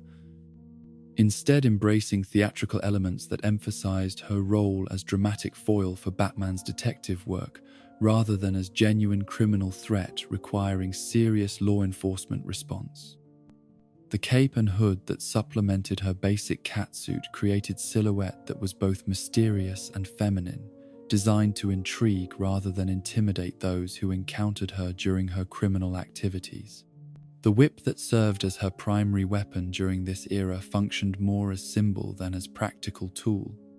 representing her feline nature and predatory capabilities, while rarely being employed in ways that would cause serious injury to her opponents. The psychological effect of the weapon exceeded its physical utility, creating dramatic tension during confrontations while maintaining the essentially non-violent character that distinguished her from more dangerous criminal adversaries. The relationship between Catwoman and law enforcement during the Golden Age reflected society's ambivalent attitudes toward female criminals, with police responses that seemed designed more to contain and redirect her behavior than to pursue serious prosecution and imprisonment. The assumption that her criminal activities resulted from psychological damage rather than genuine malice created opportunities for rehabilitation that would not have been offered to male criminals whose actions had caused comparable harm to victims and society. The eventual revelation that her amnesia had been fabricated represented one of the most significant developments in Catwoman's Golden Age character arc, transforming her from victim of circumstances beyond her control into someone who had consciously chosen to deceive both herself and others about her true motivations for criminal behavior. This disclosure forced both Batman and readers to reevaluate their understanding of her character, while also raising questions about the relationship between truth and fiction in the construction of personal identity. The confession that accompanied her acknowledgement of the deception revealed psychological complexities that had been hidden beneath the seemingly straightforward explanation of medical trauma,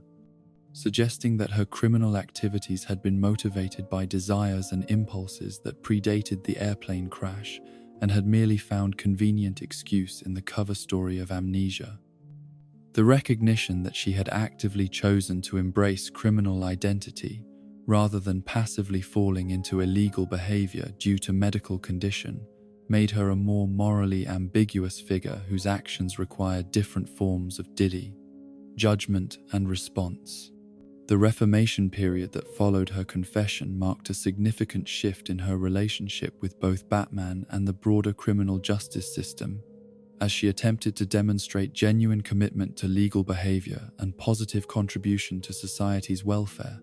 The assistance she provided to Batman during various investigations showed that her capabilities could be channeled toward beneficial purposes when properly motivated, yet also revealed the ongoing tension between her natural inclinations and social expectations. The crimes that she helped solve during her rehabilitation period demonstrated the value that criminal expertise could provide to law enforcement when applied to understanding and preventing illegal activities rather than planning and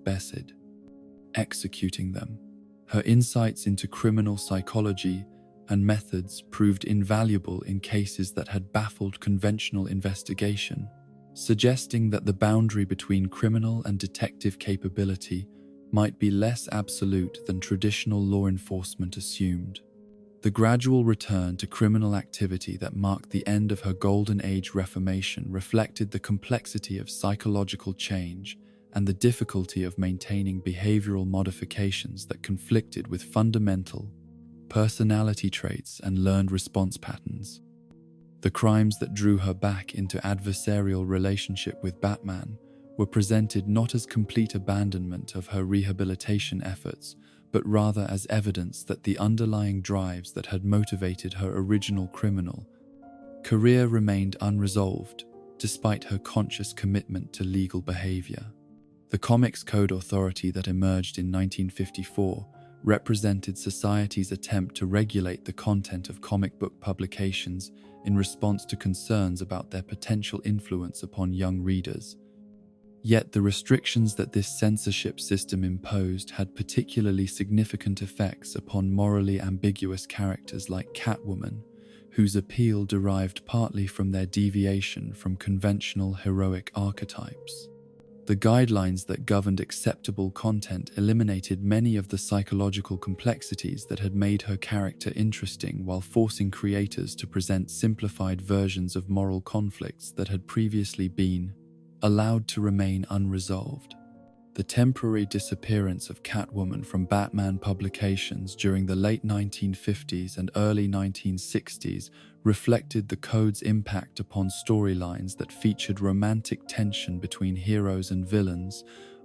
relationships that were deemed inappropriate for young audiences despite their dramatic and psychological value for more mature readers.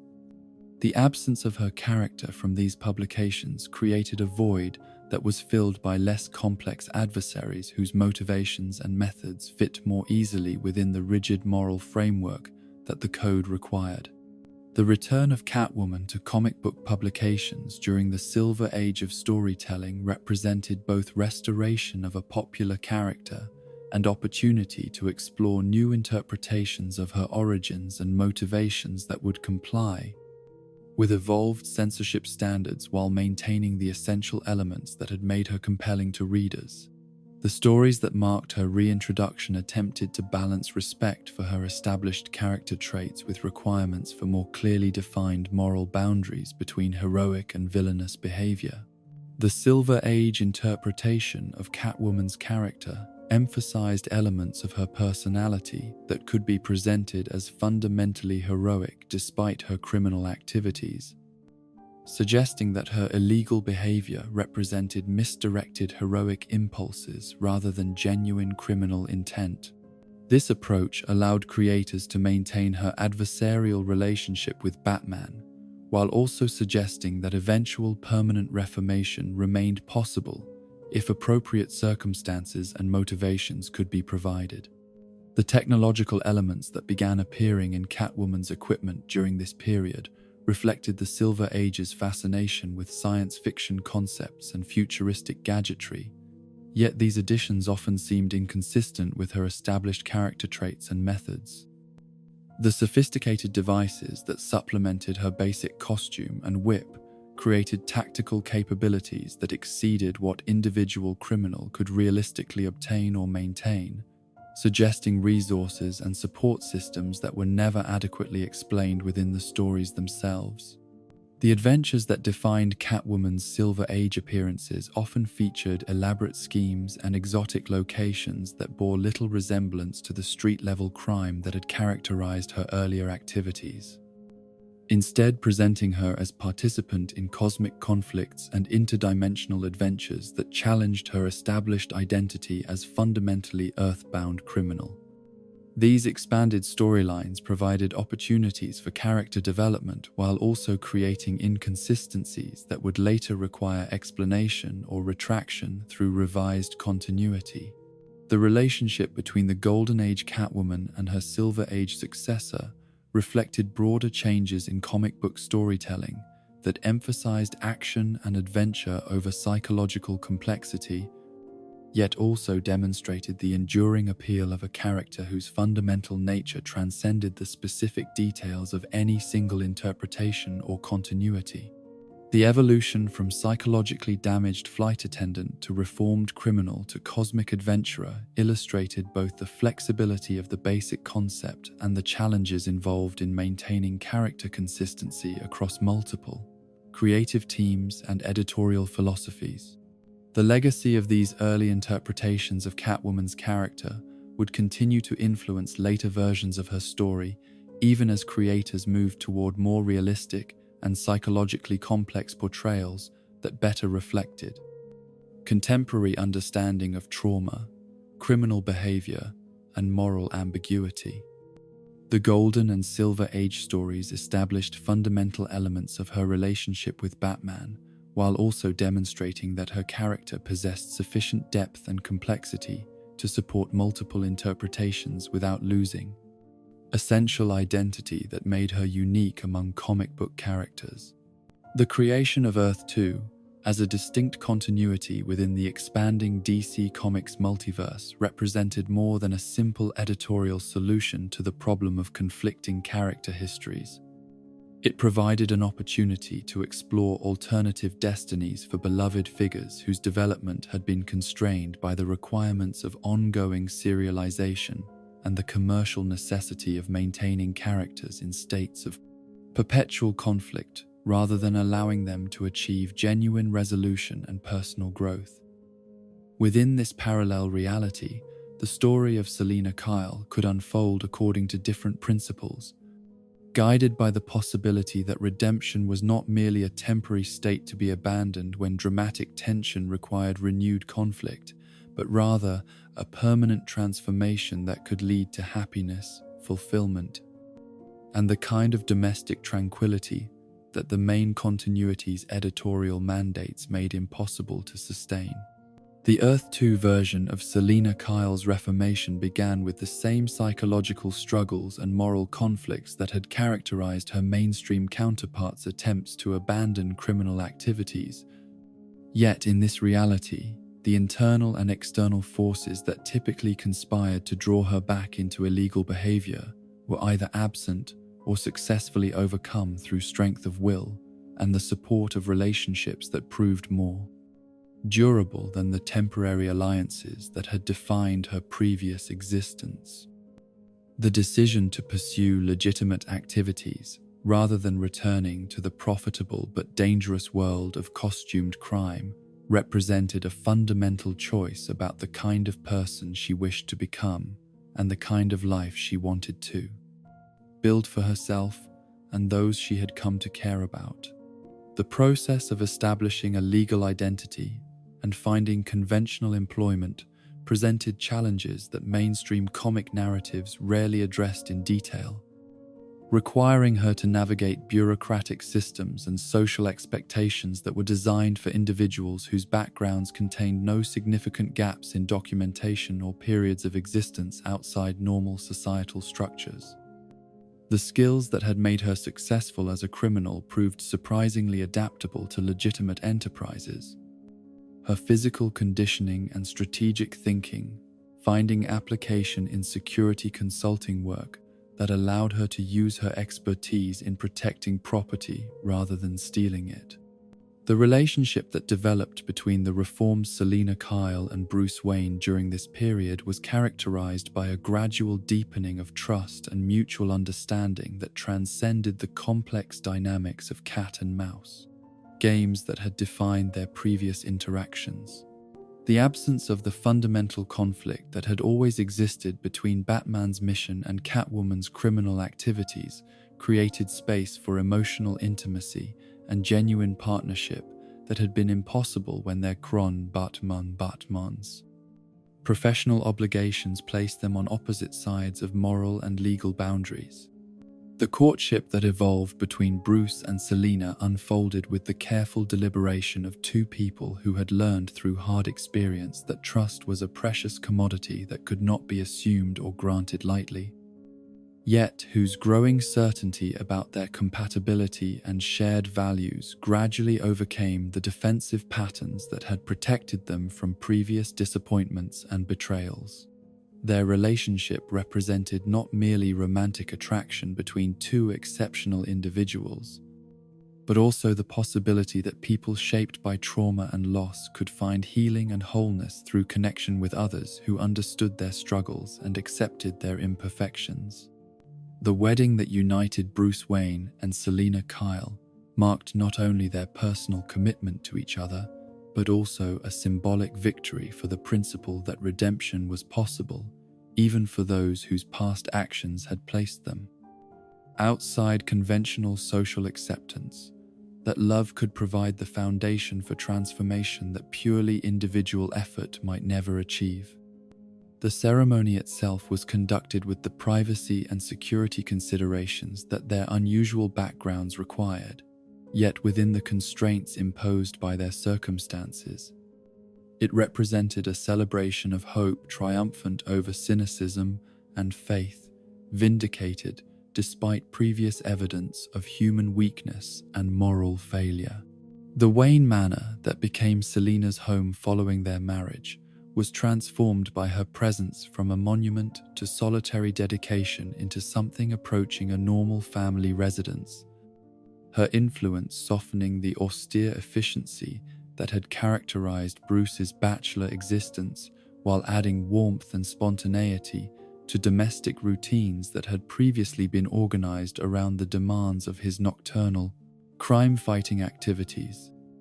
The integration of her cats into the household ecosystem created challenges and adjustments that provided opportunities for compromise and accommodation that strengthened their partnership while also demonstrating their ability to adapt their individual preferences to serve shared objectives. The decision to start a family represented the ultimate expression of their commitment to building a future together that transcended the limitations and disappointments of their individual pasts. Yet it also required careful consideration of the practical and psychological challenges that would accompany raising children in circumstances where both parents possessed knowledge and capabilities that set them apart from normal family environments. The pregnancy that would eventually result in Helena's birth was planned and anticipated with the joy and anxiety that characterizes all prospective parents, yet complicated by unique concerns about security and the potential implications of their unusual backgrounds for their child's future development. The months of Selina's pregnancy provided both Bruce and Selina with opportunities to contemplate the kind of parents they wanted to become and the kind of childhood they hoped to provide for their daughter, discussions that forced them to examine their own upbringing and identify the positive elements they wished to preserve while rejecting the negative patterns that had caused them pain and difficulty. The anticipation of Helena's arrival created a sense of purpose and meaning that transcended their individual achievements and ambitions to encompass shared responsibility for nurturing new life and creating conditions that would enable their child to develop her own unique potential. The birth of Helena Wayne represented the culmination of Selina's transformation from criminal adversary to loving mother. The living proof that people could change, not merely their actions, but their fundamental identity when provided with sufficient motivation and support from those who believed in their capacity for growth. The infant who entered the world as the daughter of Batman and the reformed Catwoman carried within her genetic inheritance the potential for extraordinary capability. Yet she was also blessed with parents whose experiences had taught them the importance of moral guidance and emotional security in shaping how such capabilities would ultimately be employed. The early years of Helena's childhood unfolded within the protective environment that Bruce and Selina had created through careful balance of normal family activities with the security precautions that their backgrounds made necessary, providing their daughter with stability and affection, while also beginning the gradual process of education about the unique responsibilities that would eventually accompany her inherited abilities. The household that had been organized around Batman's mission was restructured to accommodate the needs and schedules of family life, demonstrating that even the most dedicated heroes could find ways to honor both public service and private obligations. The development of Helena's personality during these formative years revealed characteristics inherited from both parents. Combining Bruce's analytical intelligence and sense of justice with Selina's independence and tactical flexibility in ways that suggested she would eventually forge her own path rather than simply following patterns established by previous generations. The child who grew up knowing that her parents were extraordinary people who had chosen to use their abilities in service of protecting others absorbed lessons about responsibility and service that would influence every aspect of her future development. The domestic happiness that the Wayne family achieved during this period was not without its challenges and complications, as both Bruce and Selina struggled to balance their continuing commitment to crime-fighting activities with their responsibilities as parents and spouses. The demands of maintaining Batman's mission while also providing consistent presence and attention to family needs required careful coordination and mutual support that tested their ability to function as true partners rather than independent operators who happened to share living space. The revelation of Selina's previous marriage to an abusive spouse, a relationship that had predated her criminal career and had provided the initial motivation for her transformation into Catwoman, added layers of complexity to her character development while also offering explanation for behavioral patterns and psychological responses that had previously seemed inconsistent with her established personality. The disclosure that her first foray into theft had been motivated not by financial desperation but by desire to reclaim jewelry and other valuable items that her former husband had claimed as his property during their divorce provided context for understanding how her criminal activities had evolved from acts of personal justice into more generalized illegal behavior. The legal battles that had accompanied her divorce from her first husband had left her with bitter understanding of how institutional systems could be manipulated to serve the interests of those with greater resources and social calm.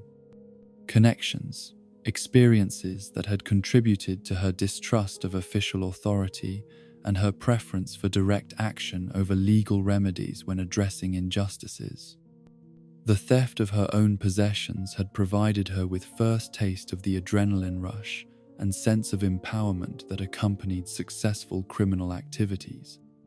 Sensations that had proven addictive enough to motivate continuation of illegal behavior long after the original justification had been satisfied. The psychological impact of revealing these previously hidden aspects of her past to Bruce was profound for both of them, requiring him to reassess his understanding of her motivations while providing her with relief from carrying secrets that had isolated her even within the intimacy of their marriage. The trust required to share such sensitive information represented a deepening of their relationship that strengthened their bond while also creating new vulnerabilities that would need to be carefully protected from potential enemies who might seek to exploit personal history for tactical advantage. The blackmail scheme that eventually forced Selina's temporary return to criminal activities as Catwoman represented a direct threat not only to her personal safety but also to the family stability and domestic happiness that she and Bruce had worked so carefully to build and maintain. The criminals who had gained access to information about her previous marriage and its violent aftermath possessed leverage that could destroy her reformed identity while also potentially exposing secrets that might compromise Bruce's ability to continue his work as Batman. The decision to comply with the blackmailer's demands, rather than seeking help from law enforcement or even from Bruce himself, reflected both her protective instincts toward her family and her understanding that the kind of activities required to neutralize such threats might be incompatible with the moral constraints that governed Batman's methods. The temporary resumption of her Catwoman identity was presented not as abandonment of her reformation, but rather as sacrifice made necessary by circumstances beyond her control, a price paid to protect those she loved from consequences of her past actions. The crimes that Selina committed while operating under blackmail coercion were carefully chosen to minimize harm to innocent victims while satisfying the demands of her tormentors. Yet the psychological cost of returning to illegal activities after years of legitimate existence was severe and lasting. The guilt and shame associated with betraying her own moral development was compounded by the necessity of keeping her situation secret from Bruce, creating internal conflicts that threatened to undermine the honesty and trust that had become the foundation of their marriage. The resolution of the blackmail crisis through methods that are not detailed in available historical records presumably involved either the death or incapacitation of those responsible for threatening her family. Yet the trauma of being forced to return to criminal behavior had permanent effects upon Selina's psychological well-being and her confidence in her ability to protect those she loved through purely legal means. The experience served as harsh reminder that the past could never be completely escaped, and that the consequences of previous choices might resurface at any time to threaten whatever happiness and stability had been achieved through subsequent good behavior. The final years of Selina's life on Earth 2 were marked by a gradual return to the domestic tranquility that had been temporarily disrupted by the blackmail crisis. Yet she never fully recovered the innocence and optimism that had characterized her early years of marriage and motherhood. The knowledge that external forces could at any time threaten everything she valued created underlying tension that influenced her relationships with both Bruce and Helena, while also contributing to her determination to ensure that her daughter would be better prepared than she had been to defend herself against those who might seek to exploit family connections for criminal purposes. The death that eventually claimed Selina Kyle Wayne came not through criminal violence or the kind of dramatic confrontation that had characterized her earlier existence as Catwoman, but rather through the more mundane yet equally final processes of aging and illness that claim all mortal beings regardless of their previous adventures or achievements. The peaceful conclusion to her life, while surrounded by family members who loved and respected her, represented the kind of ending that the mainstream continuity's editorial requirements would never have permitted, yet which provided fitting culmination to a story of redemption achieved and maintained despite numerous challenges and temptations. The legacy that Earth 2 Selina Kyle left behind was embodied not only in her daughter Helena, who would eventually take up the mantle of Huntress to continue the family tradition of crime fighting,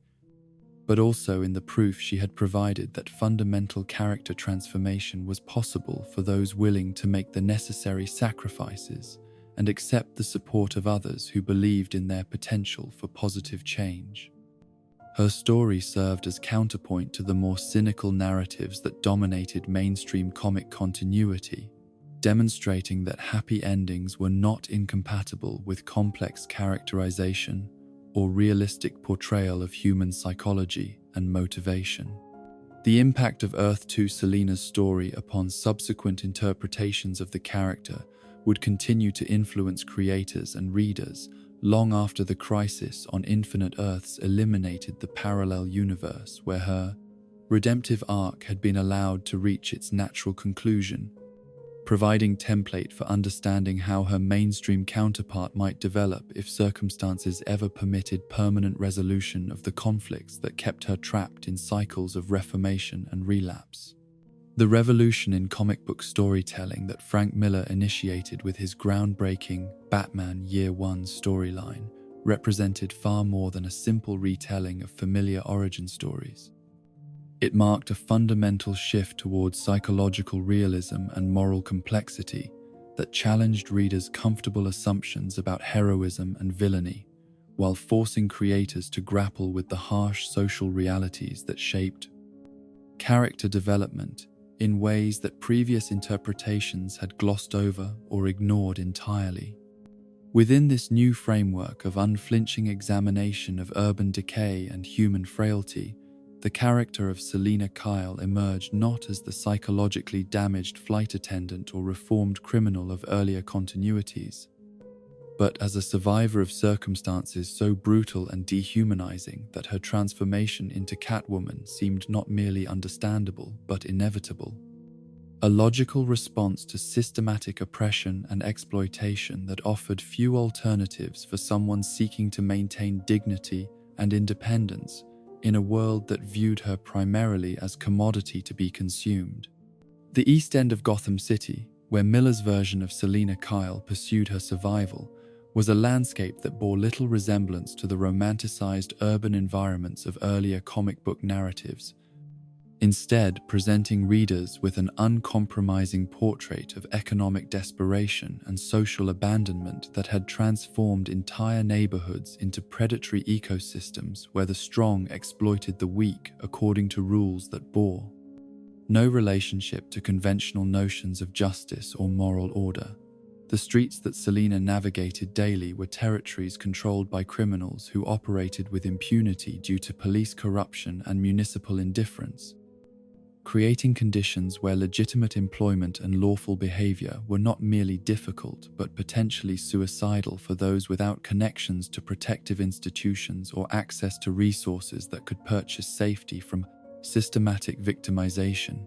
The apartment building where Selina lived during this period was itself a symbol of urban decay and institutional failure. its crumbling infrastructure and inadequate maintenance reflecting the broader societal neglect that had abandoned entire populations to conditions that would have been considered unacceptable for warehouse storage, let alone human habitation. The thin walls that separated her living space from her neighbors provided little privacy or security, creating an environment where survival often depended upon the ability to remain invisible to predators who viewed the building's residents as potential sources of income through various forms of exploitation and abuse. The work that provided Selina with her primary source of income during this phase of her existence was prostitution,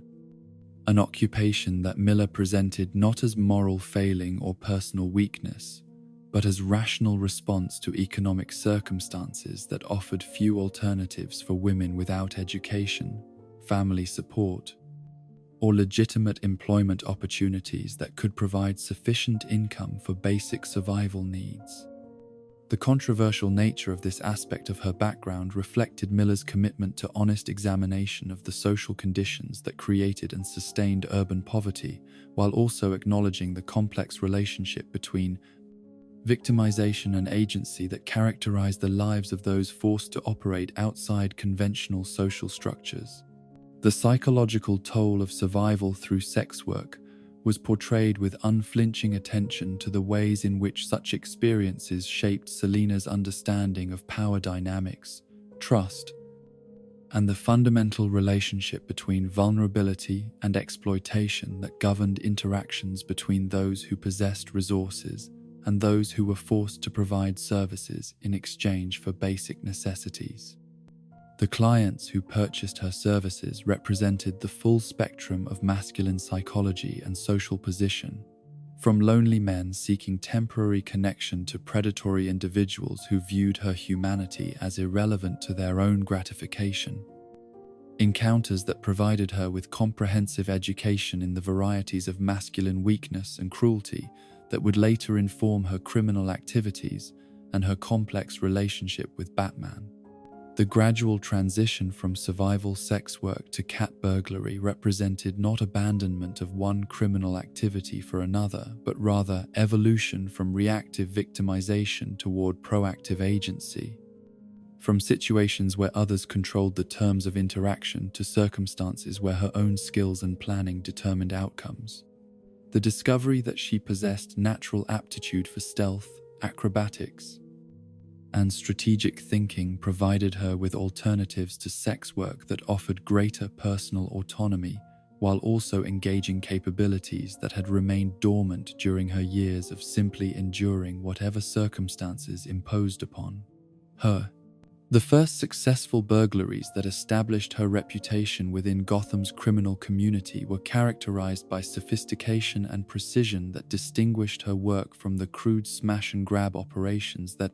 characterized most street-level property crime, demonstrating that her criminal activities were guided by intelligence and artistic sensibility rather than simple desperation or opportunistic greed.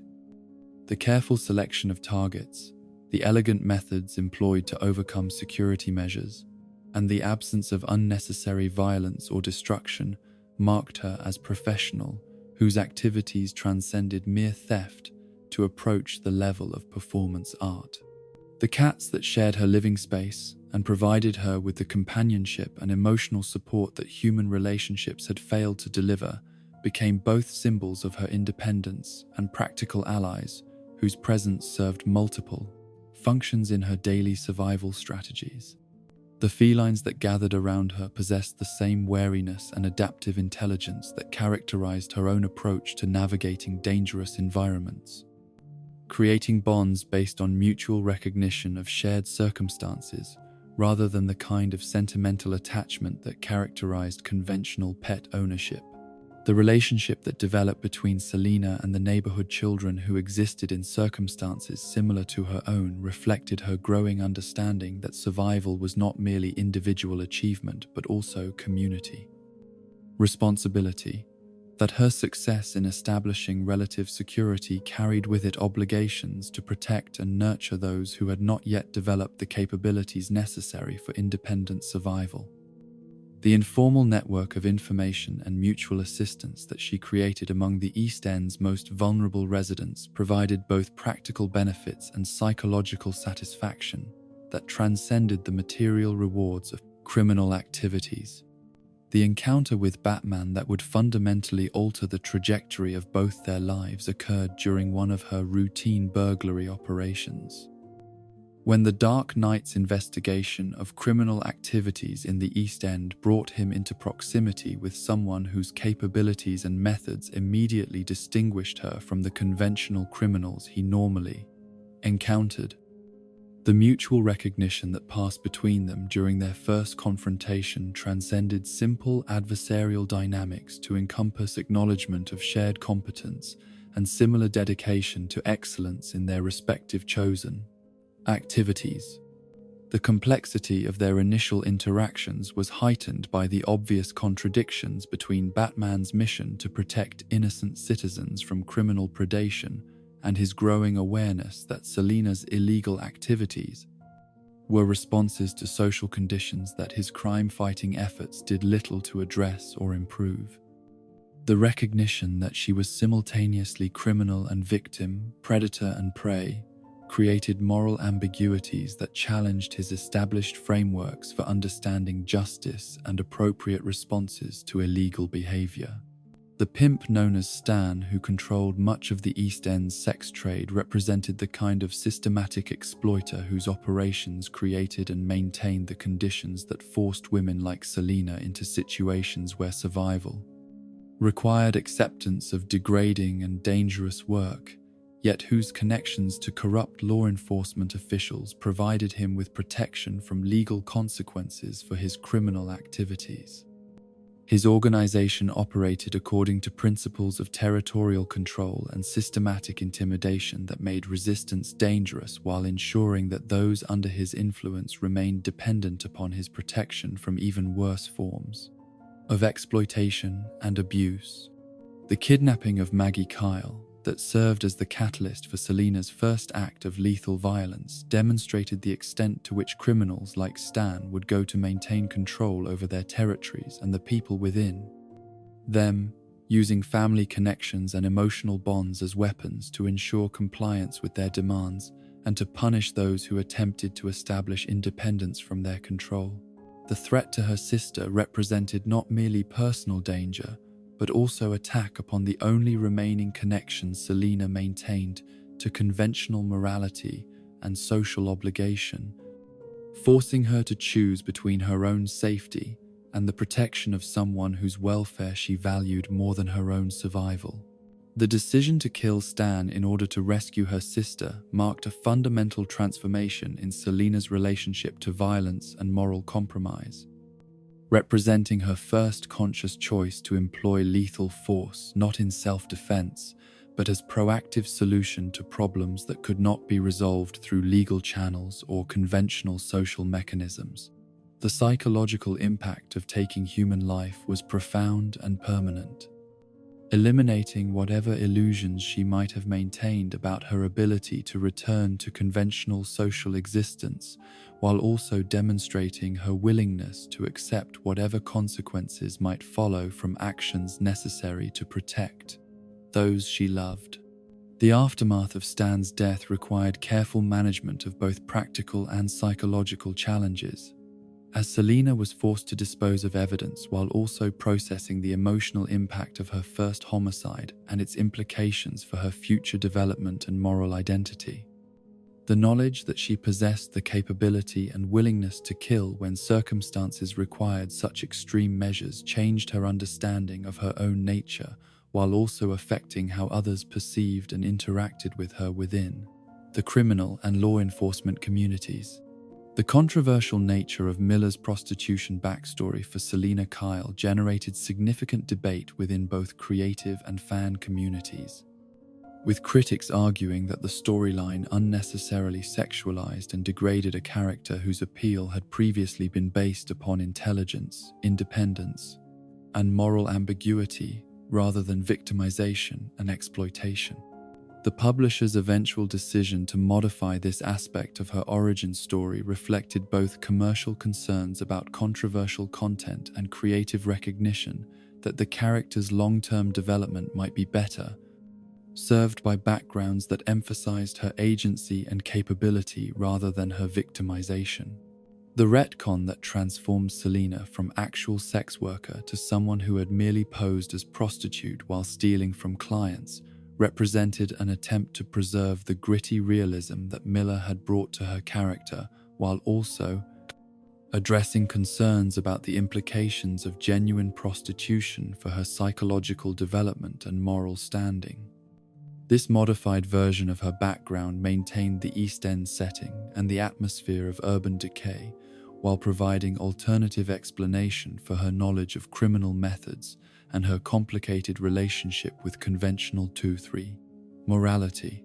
The dominatrix persona that replaced the prostitute identity in subsequent interpretations allowed creators to maintain elements of sexual danger and unconventional lifestyle, while also emphasizing Selina's control over her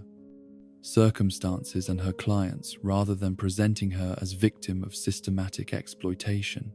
The psychological dynamics associated with professional dominance provided alternative framework for understanding her relationship to power, control, and the manipulation of masculine vulnerability that would inform her future criminal activities and her complex interactions with Batman. The martial arts training that supplemented her natural acrobatic abilities during this period of her development was portrayed as systematic effort to transform herself from survivor into predator, from someone who endured whatever circumstances imposed upon her into someone who could impose her will upon others when necessary. The physical conditioning and combat techniques that she acquired through dedicated practice provided her with capabilities that transcended simple criminal applications to encompass genuine self-defense skills and the confidence that came from knowing she could protect herself and others from physical threats.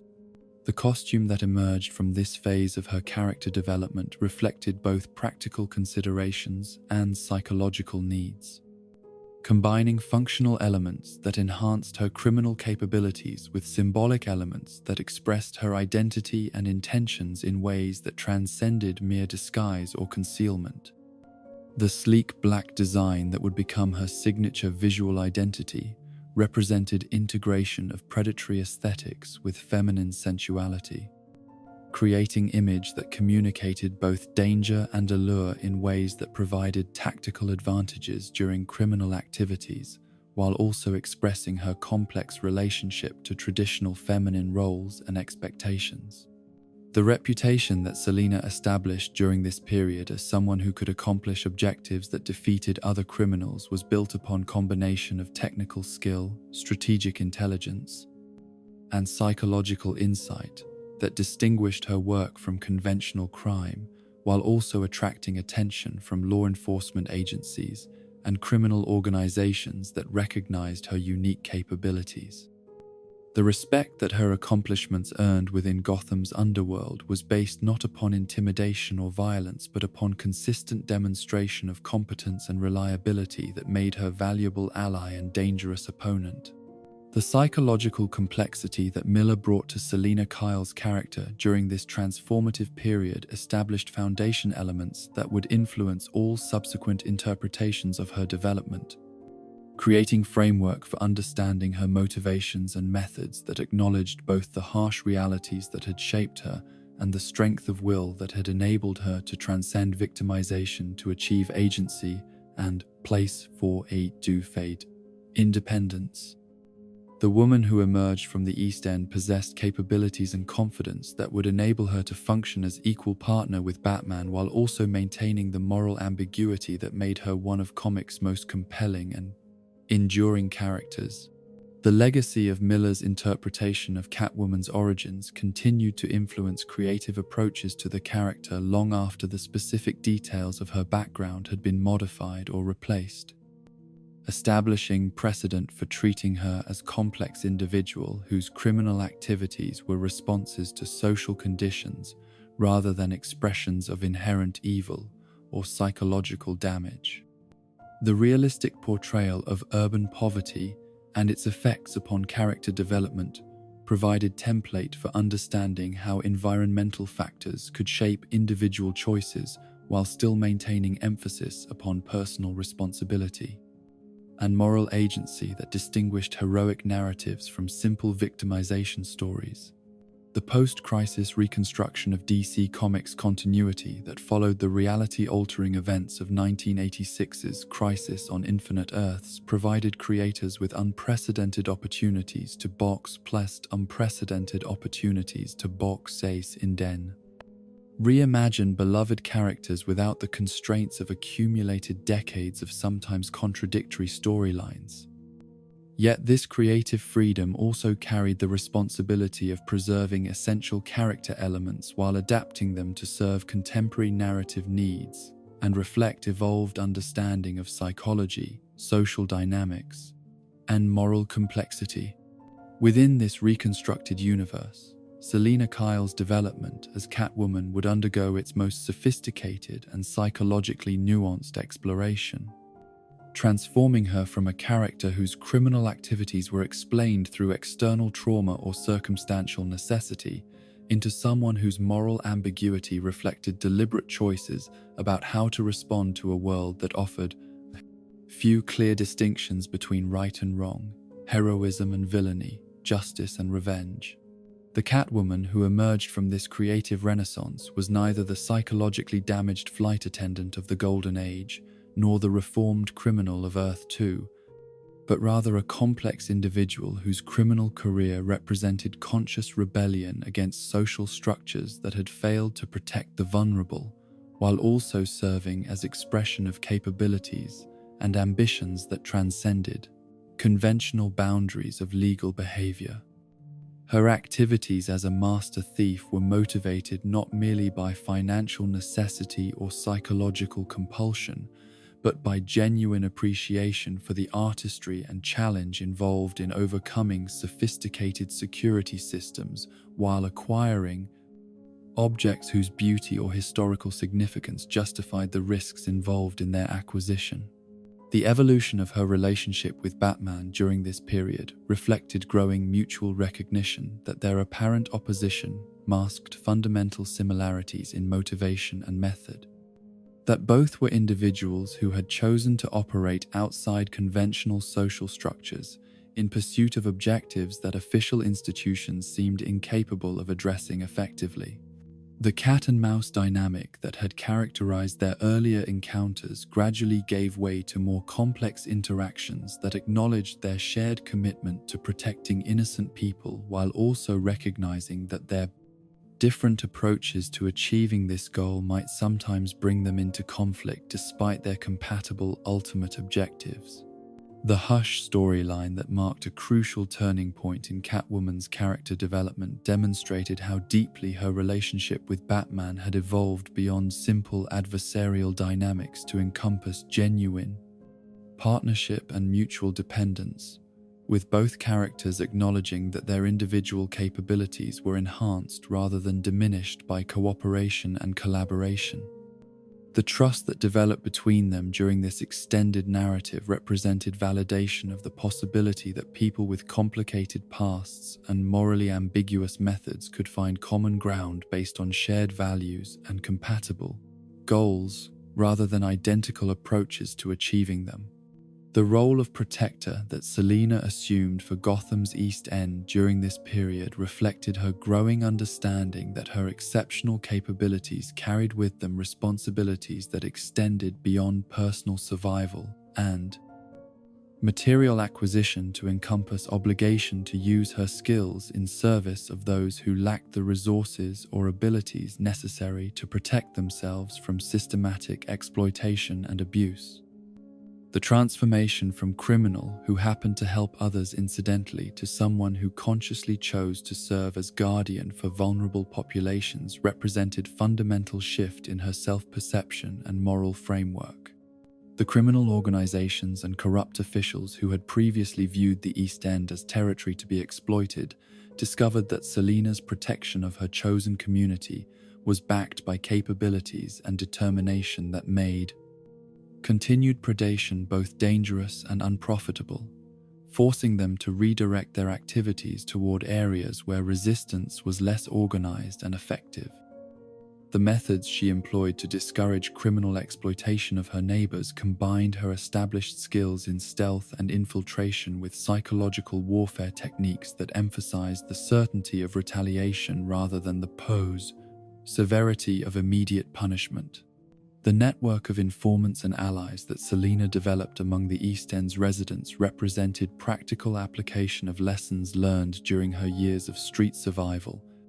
demonstrating her understanding that effective protection required intelligence gathering and community cooperation rather than relying solely upon individual heroic intervention. The relationships she built with local business owners, community leaders, and even reformed criminals created a support system that enabled her to anticipate threats and respond to problems before they could escalate into crises requiring more dramatic solutions. The balance that she maintained between her protective activities and her continued career as high-end thief reflected sophisticated understanding of how different aspects of her identity could serve complementary functions, while also providing her with resources and capabilities that enhanced her effectiveness in both roles. The profits from carefully selected heists provided funding for equipment and operations that supported her community protection activities, while the skills she developed through criminal enterprises enhanced her ability to investigate and counteract threats to those under her protection. The relationship between Selina and her sister Maggie during this period was complicated by their different responses to childhood trauma and adult circumstances, with Maggie pursuing conventional religious and social solutions to problems that Selina addressed through direct action and moral flexibility. The tension between their approaches to life reflected broader questions about appropriate responses to systematic injustice and whether working within established institutions was more ethical than operating outside legal boundaries when such institutions failed to provide adequate protection or redress for legitimate grievances. The romantic entanglements that characterized Selina's personal life during this phase of her development demonstrated her difficulty in forming lasting relationships with individuals who could not accept or understand the moral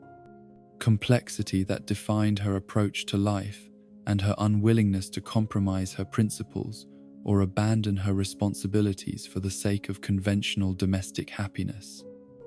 The partners who attempted to reform her or convince her to abandon her criminal activities failed to understand that her illegal behavior was not addiction or psychological compulsion, but conscious choice based on careful evaluation of available alternatives and their relative effectiveness in achieving her objectives. The encounters with other members of Batman's extended family and allied heroes during major crossover events provided Selina with opportunities to demonstrate that her methods, while unconventional and sometimes illegal,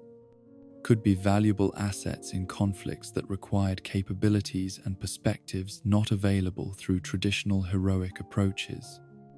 Her participation in these larger struggles established her reputation within the superhero community as someone whose moral ambiguity was offset by reliability and competence when circumstances required cooperation across ethical boundaries. The technological enhancements that supplemented her natural abilities during this period reflected her understanding that effective operation in contemporary criminal and superhero environments required constant adaptation to evolving security measures and tactical challenges. Yet she maintained preference for equipment that enhanced rather than replaced her fundamental skills in stealth, acrobatics, and strategic thinking. The whips, grappling systems, and protective gear that comprised her signature equipment were chosen for their ability to complement her existing capabilities rather than to provide shortcuts that might reduce her reliance on personal skill and training. The media attention that increasingly focused upon Catwoman's activities during this period reflected public fascination with figures who operated in moral grey areas between heroism and villainy, individuals whose actions could not be easily categorized according to conventional definitions of right and wrong behavior. The complex public perception of her activities demonstrated society's ambivalent attitudes toward individuals who achieved positive results through methods that violated legal and social norms,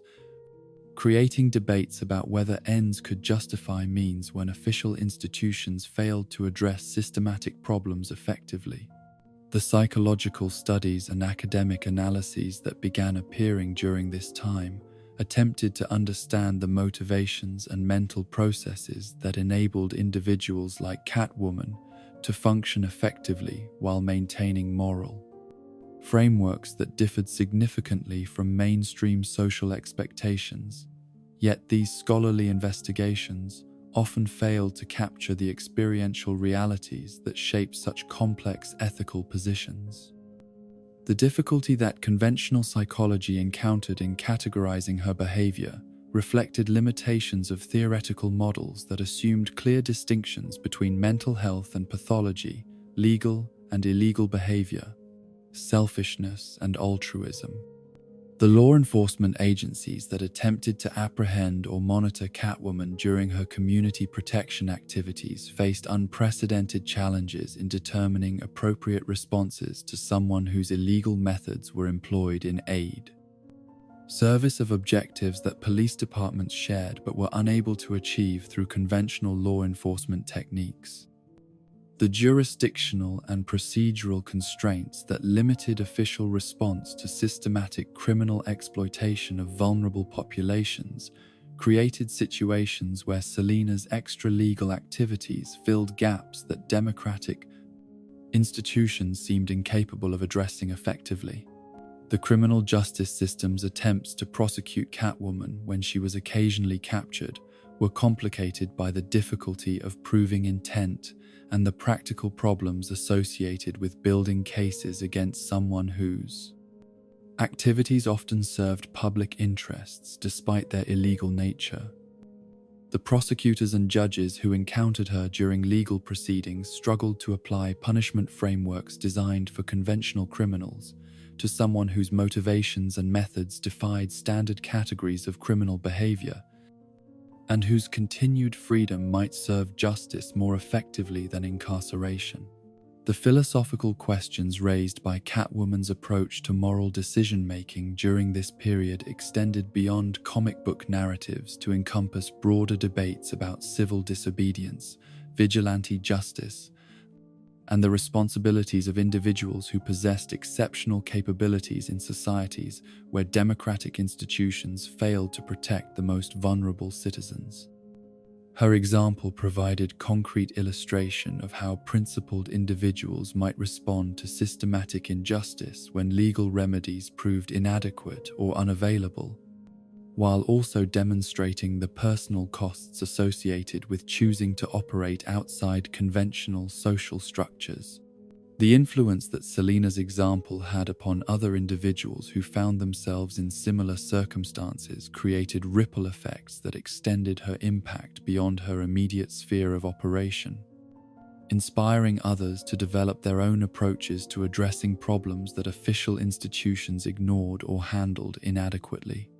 The informal network of individuals who adopted similar methods and philosophical approaches represented evolution of vigilante justice concepts beyond simple crime fighting to encompass broader social activism and community protection activities. The training programs that Selina occasionally provided to individuals seeking to develop capabilities similar to her own reflected her understanding that effective protection of vulnerable populations required more than individual heroic action, necessitating development of human resources and institutional knowledge that could sustain such efforts beyond any single person's involvement. The skills she taught combined practical techniques for self-defense and criminal investigation with philosophical frameworks for making ethical decisions in situations where conventional moral guidelines provided inadequate guidance. The legacy criminal enterprises that Selina inherited or dismantled during her community protection activities provided her with intelligence about systematic corruption, and exploitation that enabled her to identify and address root causes of problems rather than merely responding to their symptoms. The financial resources and organizational infrastructure that she acquired through these operations were redirected toward legitimate community development projects that addressed underlying social conditions that made vulnerable populations susceptible to criminal exploitation. The international connections that developed as her reputation spread beyond Gotham City created opportunities for cooperation with similar individuals and organizations operating in other locations, forming informal networks that could share intelligence and resources while maintaining independence and flexibility that formal institutions often lacked. These relationships demonstrated that the principles and methods she had developed could be adapted to different cultural and legal contexts, while maintaining their essential effectiveness in protecting those who needed assistance. The documentation and analysis of her methods and their effectiveness provided valuable case studies for researchers and practitioners interested in understanding how individuals and communities could develop alternative approaches to addressing systematic problems when conventional solutions proved inadequate. Yet, the sensitive nature of much of this information required careful handling to protect both her operational security and the safety of those who had cooperated with her activities. The ongoing evolution of Catwoman's character during this period reflected broader changes in comic book storytelling that emphasized psychological complexity and moral ambiguity over simple heroic narratives, while also demonstrating that characters could develop and change in response to circumstances while maintaining essential identity elements that made them unique and compelling. The woman who emerged from this phase of development possessed capabilities, relationships, and philosophical frameworks that would enable her to function effectively in whatever challenges and opportunities the future might provide, yet remained recognizably the same individual whose journey had begun on Gotham's harsh streets decades earlier in publication time. The transformation of natural human capability into something approaching superhuman effectiveness requires more than simple dedication or training. It demands the systematic integration of physical conditioning, mental discipline, technological enhancement,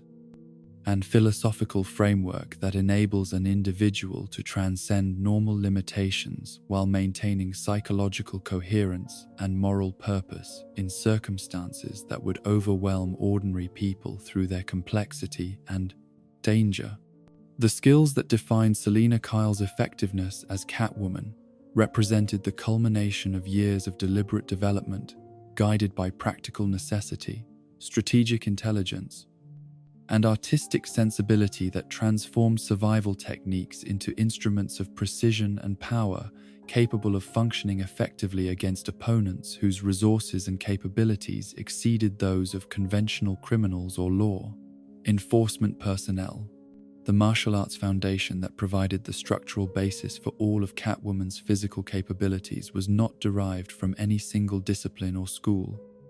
but rather represented synthetic integration of techniques and principles drawn from multiple fighting systems that had been tested and refined through centuries of development by cultures that understood the relationship between mental clarity and physical effectiveness. The training that she had received from various masters during different phases of her development created comprehensive fighting ability that emphasized adaptability and efficiency over adherence to traditional forms or ceremonial requirements that might prove inadequate in real-world confrontations. The boxing instruction that she received from Wildcat during her early development provided foundation skills in hand-to-hand combat that emphasized aggressive tactics and resilient conditioning, teaching her to deliver devastating strikes while also developing the physical and mental toughness necessary to absorb punishment and continue fighting effectively even when injured or exhausted.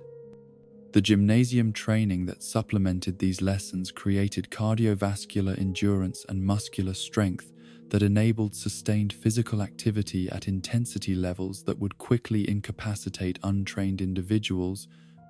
while also developing coordination between different muscle groups that was essential for complex acrobatic maneuvers.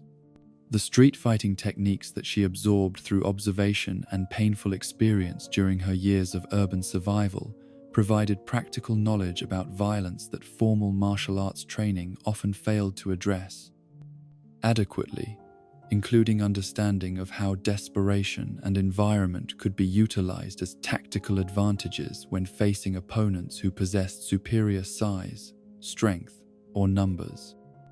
The harsh lessons learned through encounters with criminals who fought without regard for rules or sporting considerations taught her to anticipate and counter fighting methods that prioritized immediate effectiveness over aesthetic beauty or philosophical consistency. The specialized martial arts instruction that she received from the mysterious sensei whose academy had provided her first systematic training in advanced combat techniques represented exposure to disciplines that integrated physical movement with mental and spiritual development in ways that enhanced not only fighting effectiveness, but also overall awareness and intuitive understanding of tactical situations. The forms and exercises that comprised this training developed muscle memory and neurological conditioning that enabled instant response to threats while also cultivating the kind of mental calm and emotional control necessary for strategic thinking under extreme stress. The acrobatic abilities that became Catwoman's signature physical characteristic were built upon natural flexibility and coordination that had been enhanced through years of dedicated practice in gymnastic disciplines that emphasized three-dimensional movement and precise control over body position and momentum. The childhood gymnastics training that had provided her first systematic physical education created foundation skills that were later adapted and expanded to serve purposes far removed from competitive sport, transforming recreational activities into survival tools and eventually into tactical advantages that enabled movement through urban environments in ways that conventional training could never provide.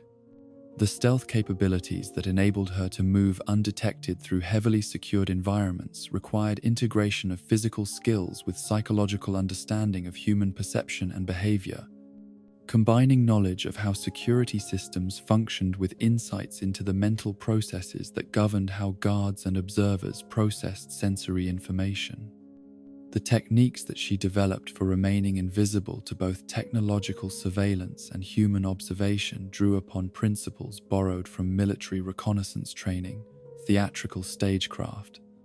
and psychological manipulation to create comprehensive concealment abilities that functioned effectively in situations ranging from simple burglary to complex infiltration operations. The lock-picking and mechanical bypass skills that provided her with access to secured locations represented technical expertise that required not only manual dexterity and tool proficiency, but also comprehensive understanding of how different types of security hardware functioned and could be defeated through application of appropriate techniques and equipment. The education in mechanical systems that she acquired through study and practice encompassed both traditional lock mechanisms and modern electronic security devices, creating versatility that enabled her to adapt to evolving technology while maintaining effectiveness against both cutting-edge and obsolete protection systems. The computer hacking and electronic intrusion capabilities that supplemented her mechanical skills reflected recognition that contemporary security systems increasingly relied upon digital technology that could not be defeated through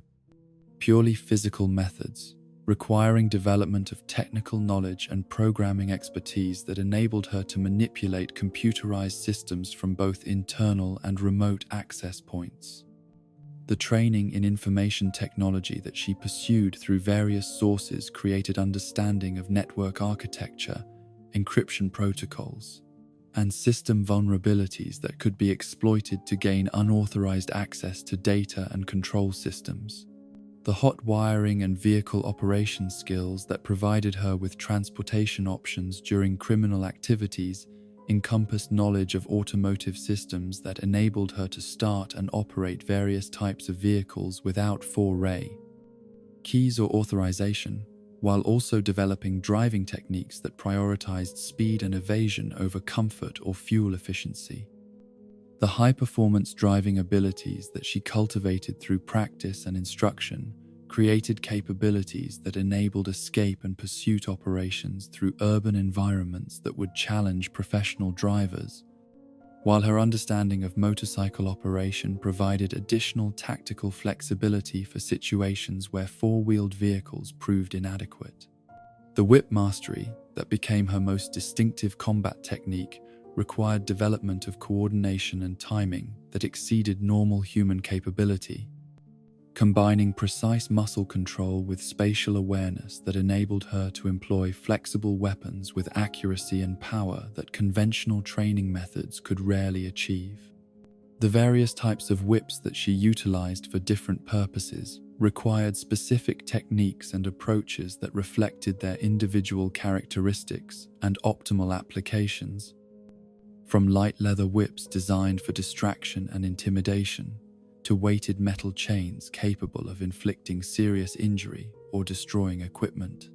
The psychological manipulation and interrogation techniques that enabled her to extract information from reluctant subjects represented sophisticated understanding of human motivation and vulnerability that could be applied to break down resistance and encourage cooperation through methods that avoided physical torture, while often proving more effective than conventional coercion. The skills in reading body language, vocal patterns, and behavioral indicators that supported these abilities enabled her to assess truthfulness and emotional state with accuracy that provided tactical advantages during negotiations and confrontations. The seduction and social engineering capabilities that provided her with access to individuals and information that could not be acquired through purely criminal methods reflected comprehensive understanding of human psychology and social dynamics that enabled her to manipulate interpersonal relationships for strategic purposes while maintaining emotional detachment that prevented such activities from compromising her judgment or operational security. The acting and performance skills that supported these operations required ability to maintain false personas for extended periods while also monitoring and responding to subtle changes in target behavior and environmental conditions. The weapons proficiency that supplemented her hand-to-hand combat abilities encompassed training in various types of firearms, bladed weapons,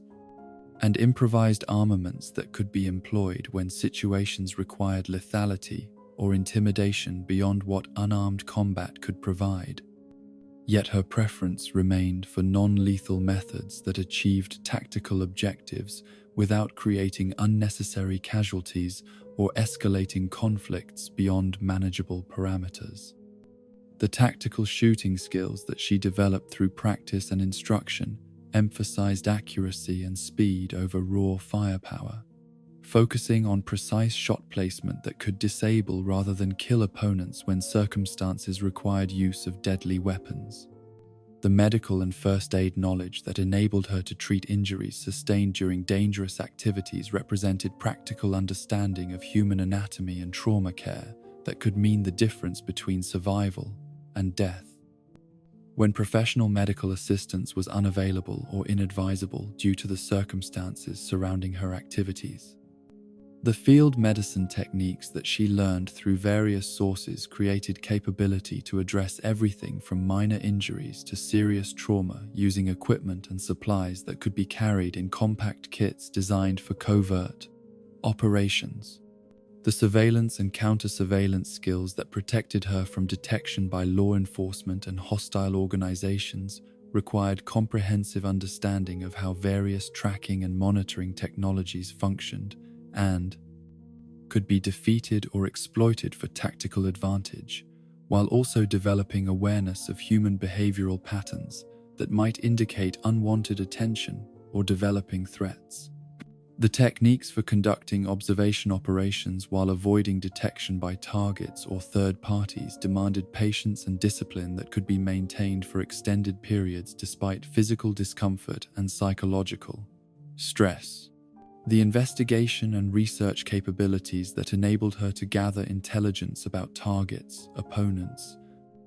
and environmental conditions represented systematic approach to information acquisition that combined traditional detective work with modern digital research methods and social engineering techniques. The skills in document analysis, financial investigation, and background research that supported these activities created comprehensive understanding of how various types of information could be located, verified,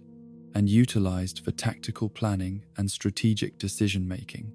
The safe cracking and vault penetration expertise that provided her with access to high-value targets required technical knowledge of mechanical and electronic security systems that was constantly evolving in response to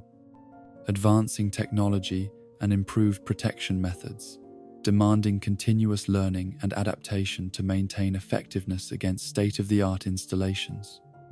The tools and techniques that she employed for defeating physical barriers represented integration of traditional criminal methods with cutting-edge technology that enabled her to overcome obstacles that would defeat conventional approaches.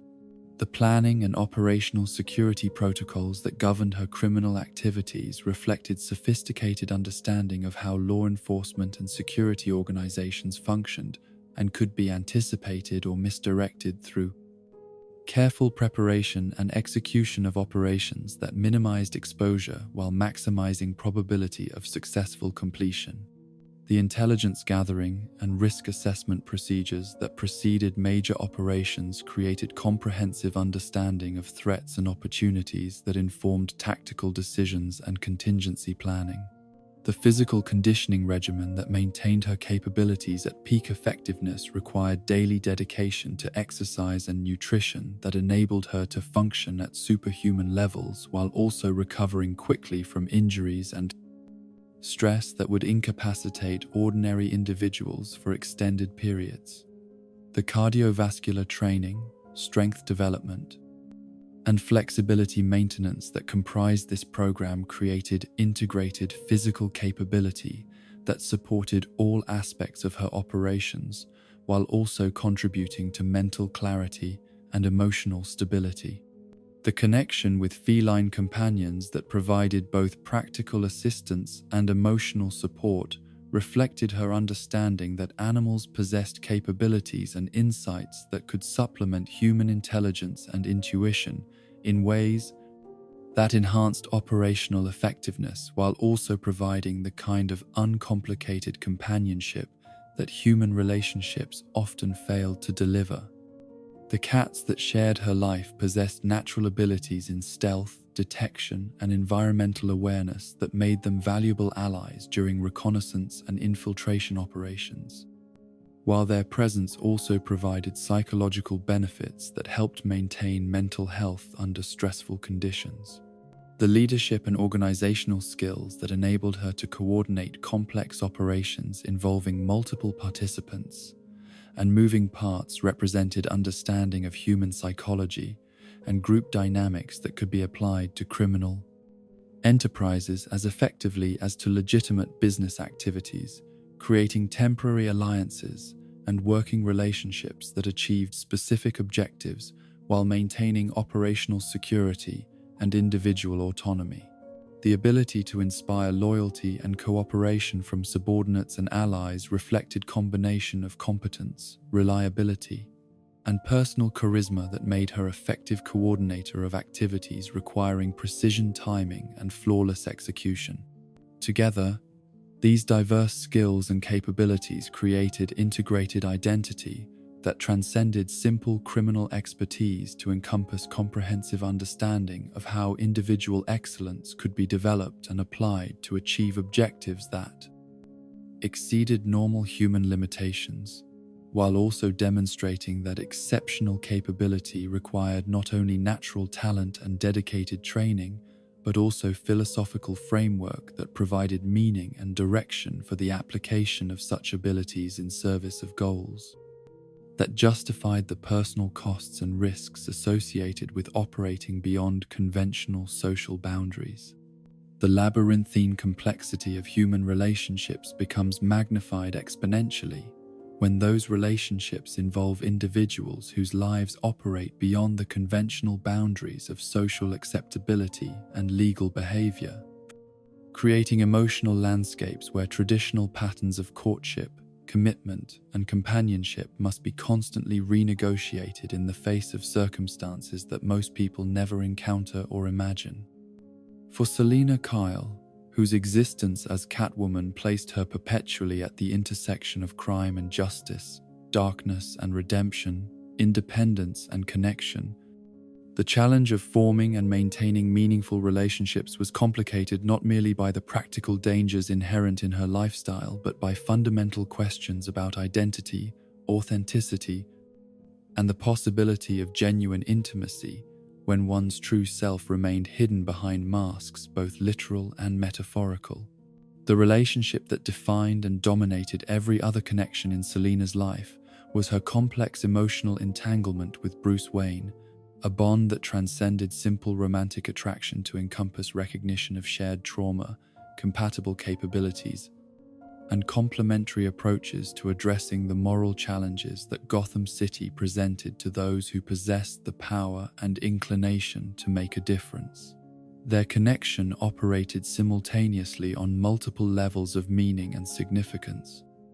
From the superficial cat and mouse games that provided convenient cover for deeper emotions to the profound spiritual recognition that each had found in the other, someone who could understand and accept the psychological costs of choosing to live outside normal social structures. The initial attraction between Batman and Catwoman was rooted in professional respect that gradually evolved into personal fascination as each recognized in the other capabilities and qualities that were rare enough to command admiration, even from someone whose own abilities exceeded normal human limitations. The dance of pursuit and evasion that characterized their early encounters provided both participants with intellectual and physical challenges that were unavailable elsewhere, creating a form of interaction that combined competition with courtship in ways that satisfied needs for stimulation and validation that their isolated existences rarely allowed them to experience. The psychological complexity of their relationship was heightened by the fundamental contradiction between Bruce's mission to apprehend criminals and his growing recognition that Selina's activities, while illegal, often served purposes that aligned with his own commitment to protecting innocent people from exploitation and harm. The moral ambiguity that defined their interactions forced both of them to examine their own principles and motivations with uncomfortable clarity, challenging assumptions about justice and appropriate responses to systematic problems that conventional law enforcement seemed unable to address effectively. The romantic tension that developed between them was intensified by the knowledge that their attraction was both dangerous and potentially transformative for both parties, carrying with it possibilities for happiness and fulfillment that each had believed impossible given their respective circumstances and commitments. The stolen moments of intimacy and vulnerability that they shared during truces and temporary alliances provided glimpses of what their lives might become if they could find ways to reconcile their different approaches to protecting Gotham, while also satisfying their individual needs for companionship and emotional support. The fundamental challenge that prevented their relationship from achieving stable resolution was the question of whether either could abandon or modify their chosen identity sufficiently to create space for genuine partnership without sacrificing essential aspects of their personality and mission that gave meaning to their existence. Bruce's commitment to Batman's mission seemed to require absolute dedication that left little room for the kind of emotional vulnerability and mutual dependence that intimate relationships demanded, while Selina's fierce independence and moral flexibility created obstacles to the kind of trust and reliability that long-term partnership required. The various attempts that they made over the years to establish more conventional romantic relationships were consistently undermined by circumstances that reminded them both of the practical impossibility of maintaining normal domestic arrangements when their lives remained defined by nocturnal activities that carried constant risks of injury, capture, or death. The external pressures created by their enemies and allies, combined with internal conflicts about identity and obligation, created recurring cycles of closeness followed by separation that prevented either from achieving the kind of emotional security that stable relationships typically provided. The other romantic entanglements that Selina pursued during periods of separation from Bruce were invariably complicated by her inability to share her true identity and activities with partners who lacked the capabilities and moral flexibility necessary to understand and accept her lifestyle choices. The men who attracted her attention typically possessed qualities that reminded her of Bruce in various ways, yet none could provide the kind of comprehensive understanding and acceptance that their unique relationship offered, leaving her feeling isolated even within seemingly intimate connections. The relationship that Selina maintained with Holly Robinson represented perhaps her most successful attempt at creating lasting emotional bonds based on shared experience and mutual support rather than romantic attraction, demonstrating her capacity for loyalty and care that transcended simple self-interest or tactical advantage. Holly's background as another survivor of Gotham's harsh street environment provided foundation for understanding that enabled genuine friendship based on recognition of shared struggles and compatible values. While their different approaches to survival and moral decision-making created complementary capabilities that enhanced both their individual effectiveness, the mentorship role that Selina gradually assumed in Holly's development from street-smart survivor to capable partner reflected her understanding that her own success in transcending circumstances of her origins carried with it responsibilities to assist others who faced similar challenges and possessed similar potential. The guidance and training that she provided were motivated not by desire to create subordinate or replacement, but by recognition that shared knowledge and mutual support could benefit both participants while also contributing to broader efforts to protect vulnerable populations from exploitation and abuse. The maternal instincts that Selina displayed in her relationships with younger individuals who sought her guidance or protection revealed aspects of her personality that her criminal activities and fierce independence often obscured, demonstrating capacity for nurturing and sacrifice that contradicted stereotypes about criminals and challenged assumptions about the relationship between illegal behavior and moral development. The patience and dedication that she showed in teaching essential skills and providing emotional support reflected genuine care that transcended tactical considerations or personal advantage. The complex relationship that Selina maintained with her sister Maggie throughout their adult lives illustrated the ways in which family connections could persist despite fundamental differences in values, lifestyle choices, and approaches to addressing life's challenges, while also demonstrating the painful limitations that such differences could impose upon emotional intimacy and mutual understanding. Maggie's commitment to conventional religious and social solutions to problems that Selina addressed through direct action created ongoing tension that reflected broader questions about appropriate responses to injustice and suffering. The guilt and responsibility that Selina felt regarding her decision to abandon Maggie during their childhood continued to influence their adult relationship in ways that complicated her ability to maintain appropriate boundaries between Maggie,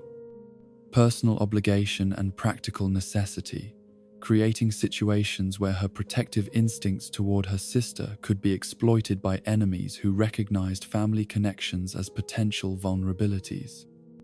The knowledge that her lifestyle choices created dangers for those she cared about forced her to maintain emotional distance that prevented the kind of closeness that both sisters desired but could not safely achieve.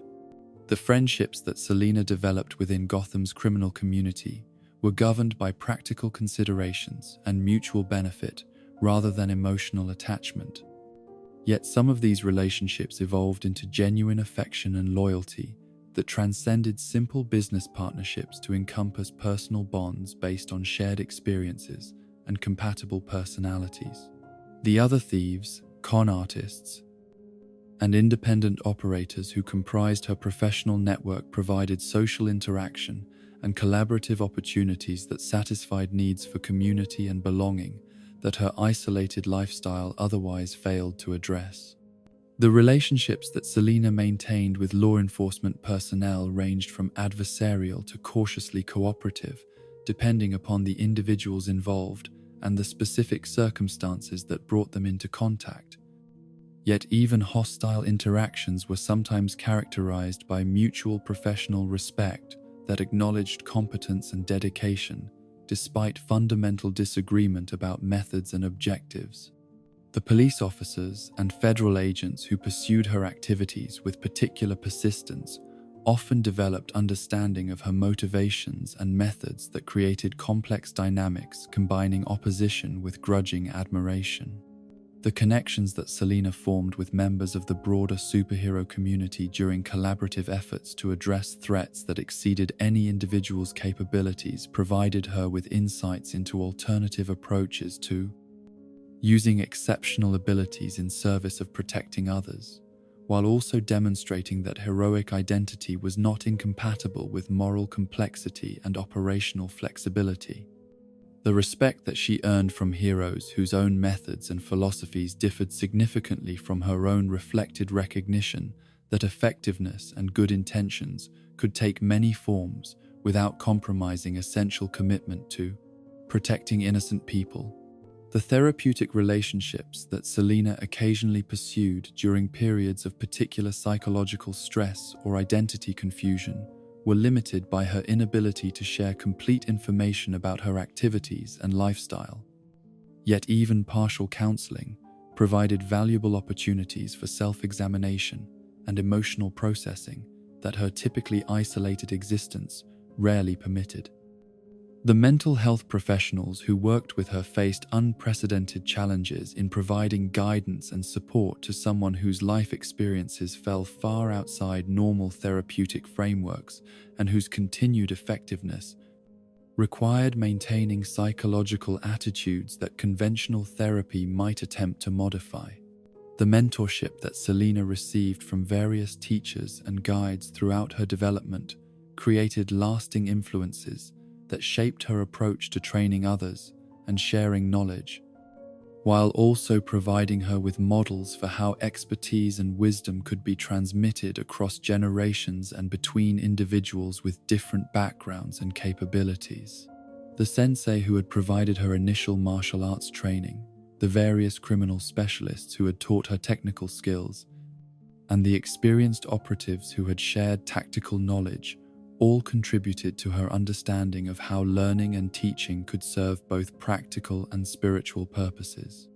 The leadership roles that Selina assumed within various criminal enterprises and protective operations required her to navigate complex interpersonal dynamics while maintaining operational effectiveness and group cohesion.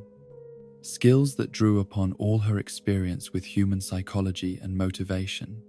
while also testing her ability to inspire loyalty and cooperation from individuals whose own goals and methods might not perfectly align with her. Objectives. The balance between authority and collaboration that effective leadership demanded reflected her understanding that sustainable success required willing participation rather than coerced compliance. The romantic relationships that existed within the broader context of superhero and villain communities provided Selina with opportunities to observe and understand different approaches to balancing personal desires with professional obligations, while also revealing the unique challenges that affected individuals whose exceptional capabilities and unusual lifestyles made conventional relationships difficult or impossible to maintain. The examples of successful and failed partnerships among her peers offered both inspiration and cautionary tales about the possibilities and limitations of love within extraordinary circumstances. The evolution of Selina's capacity for trust and emotional vulnerability throughout her adult development reflected gradual healing from childhood trauma and accumulated life experience, demonstrating that psychological growth remained possible even for individuals whose lifestyle choices continued to expose them to ongoing stress and danger. The increasing openness and authenticity that she displayed in her closest relationships represented hard-won progress toward emotional health that required constant effort to maintain in the face of circumstances that encouraged isolation and self-protection. The philosophical questions about love, loyalty, and obligation that Selina's relationships raised extended beyond personal considerations to encompass broader issues about the nature of human connection and the responsibilities that exceptional individuals had toward those who cared about them,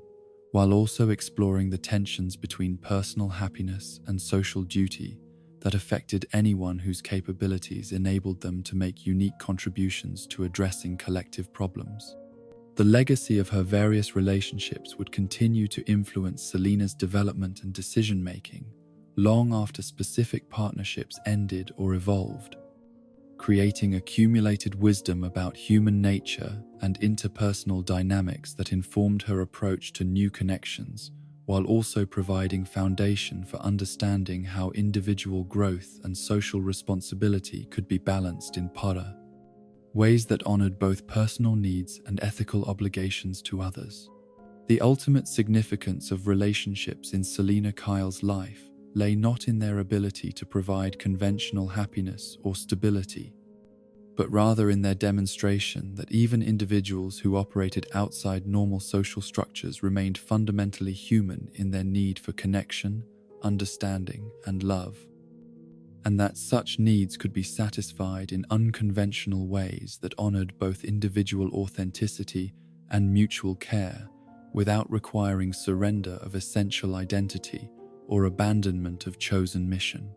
And so we reach the end of our midnight journey through the life and legend of Selina Kyle, the woman who chose to be more than a victim of circumstance, who transformed survival into art and necessity into nobility.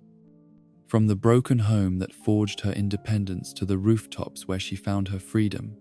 from the streets that taught her strength to the shadows where she discovered her power, Catwoman remains one of comics' most complex and enduring characters.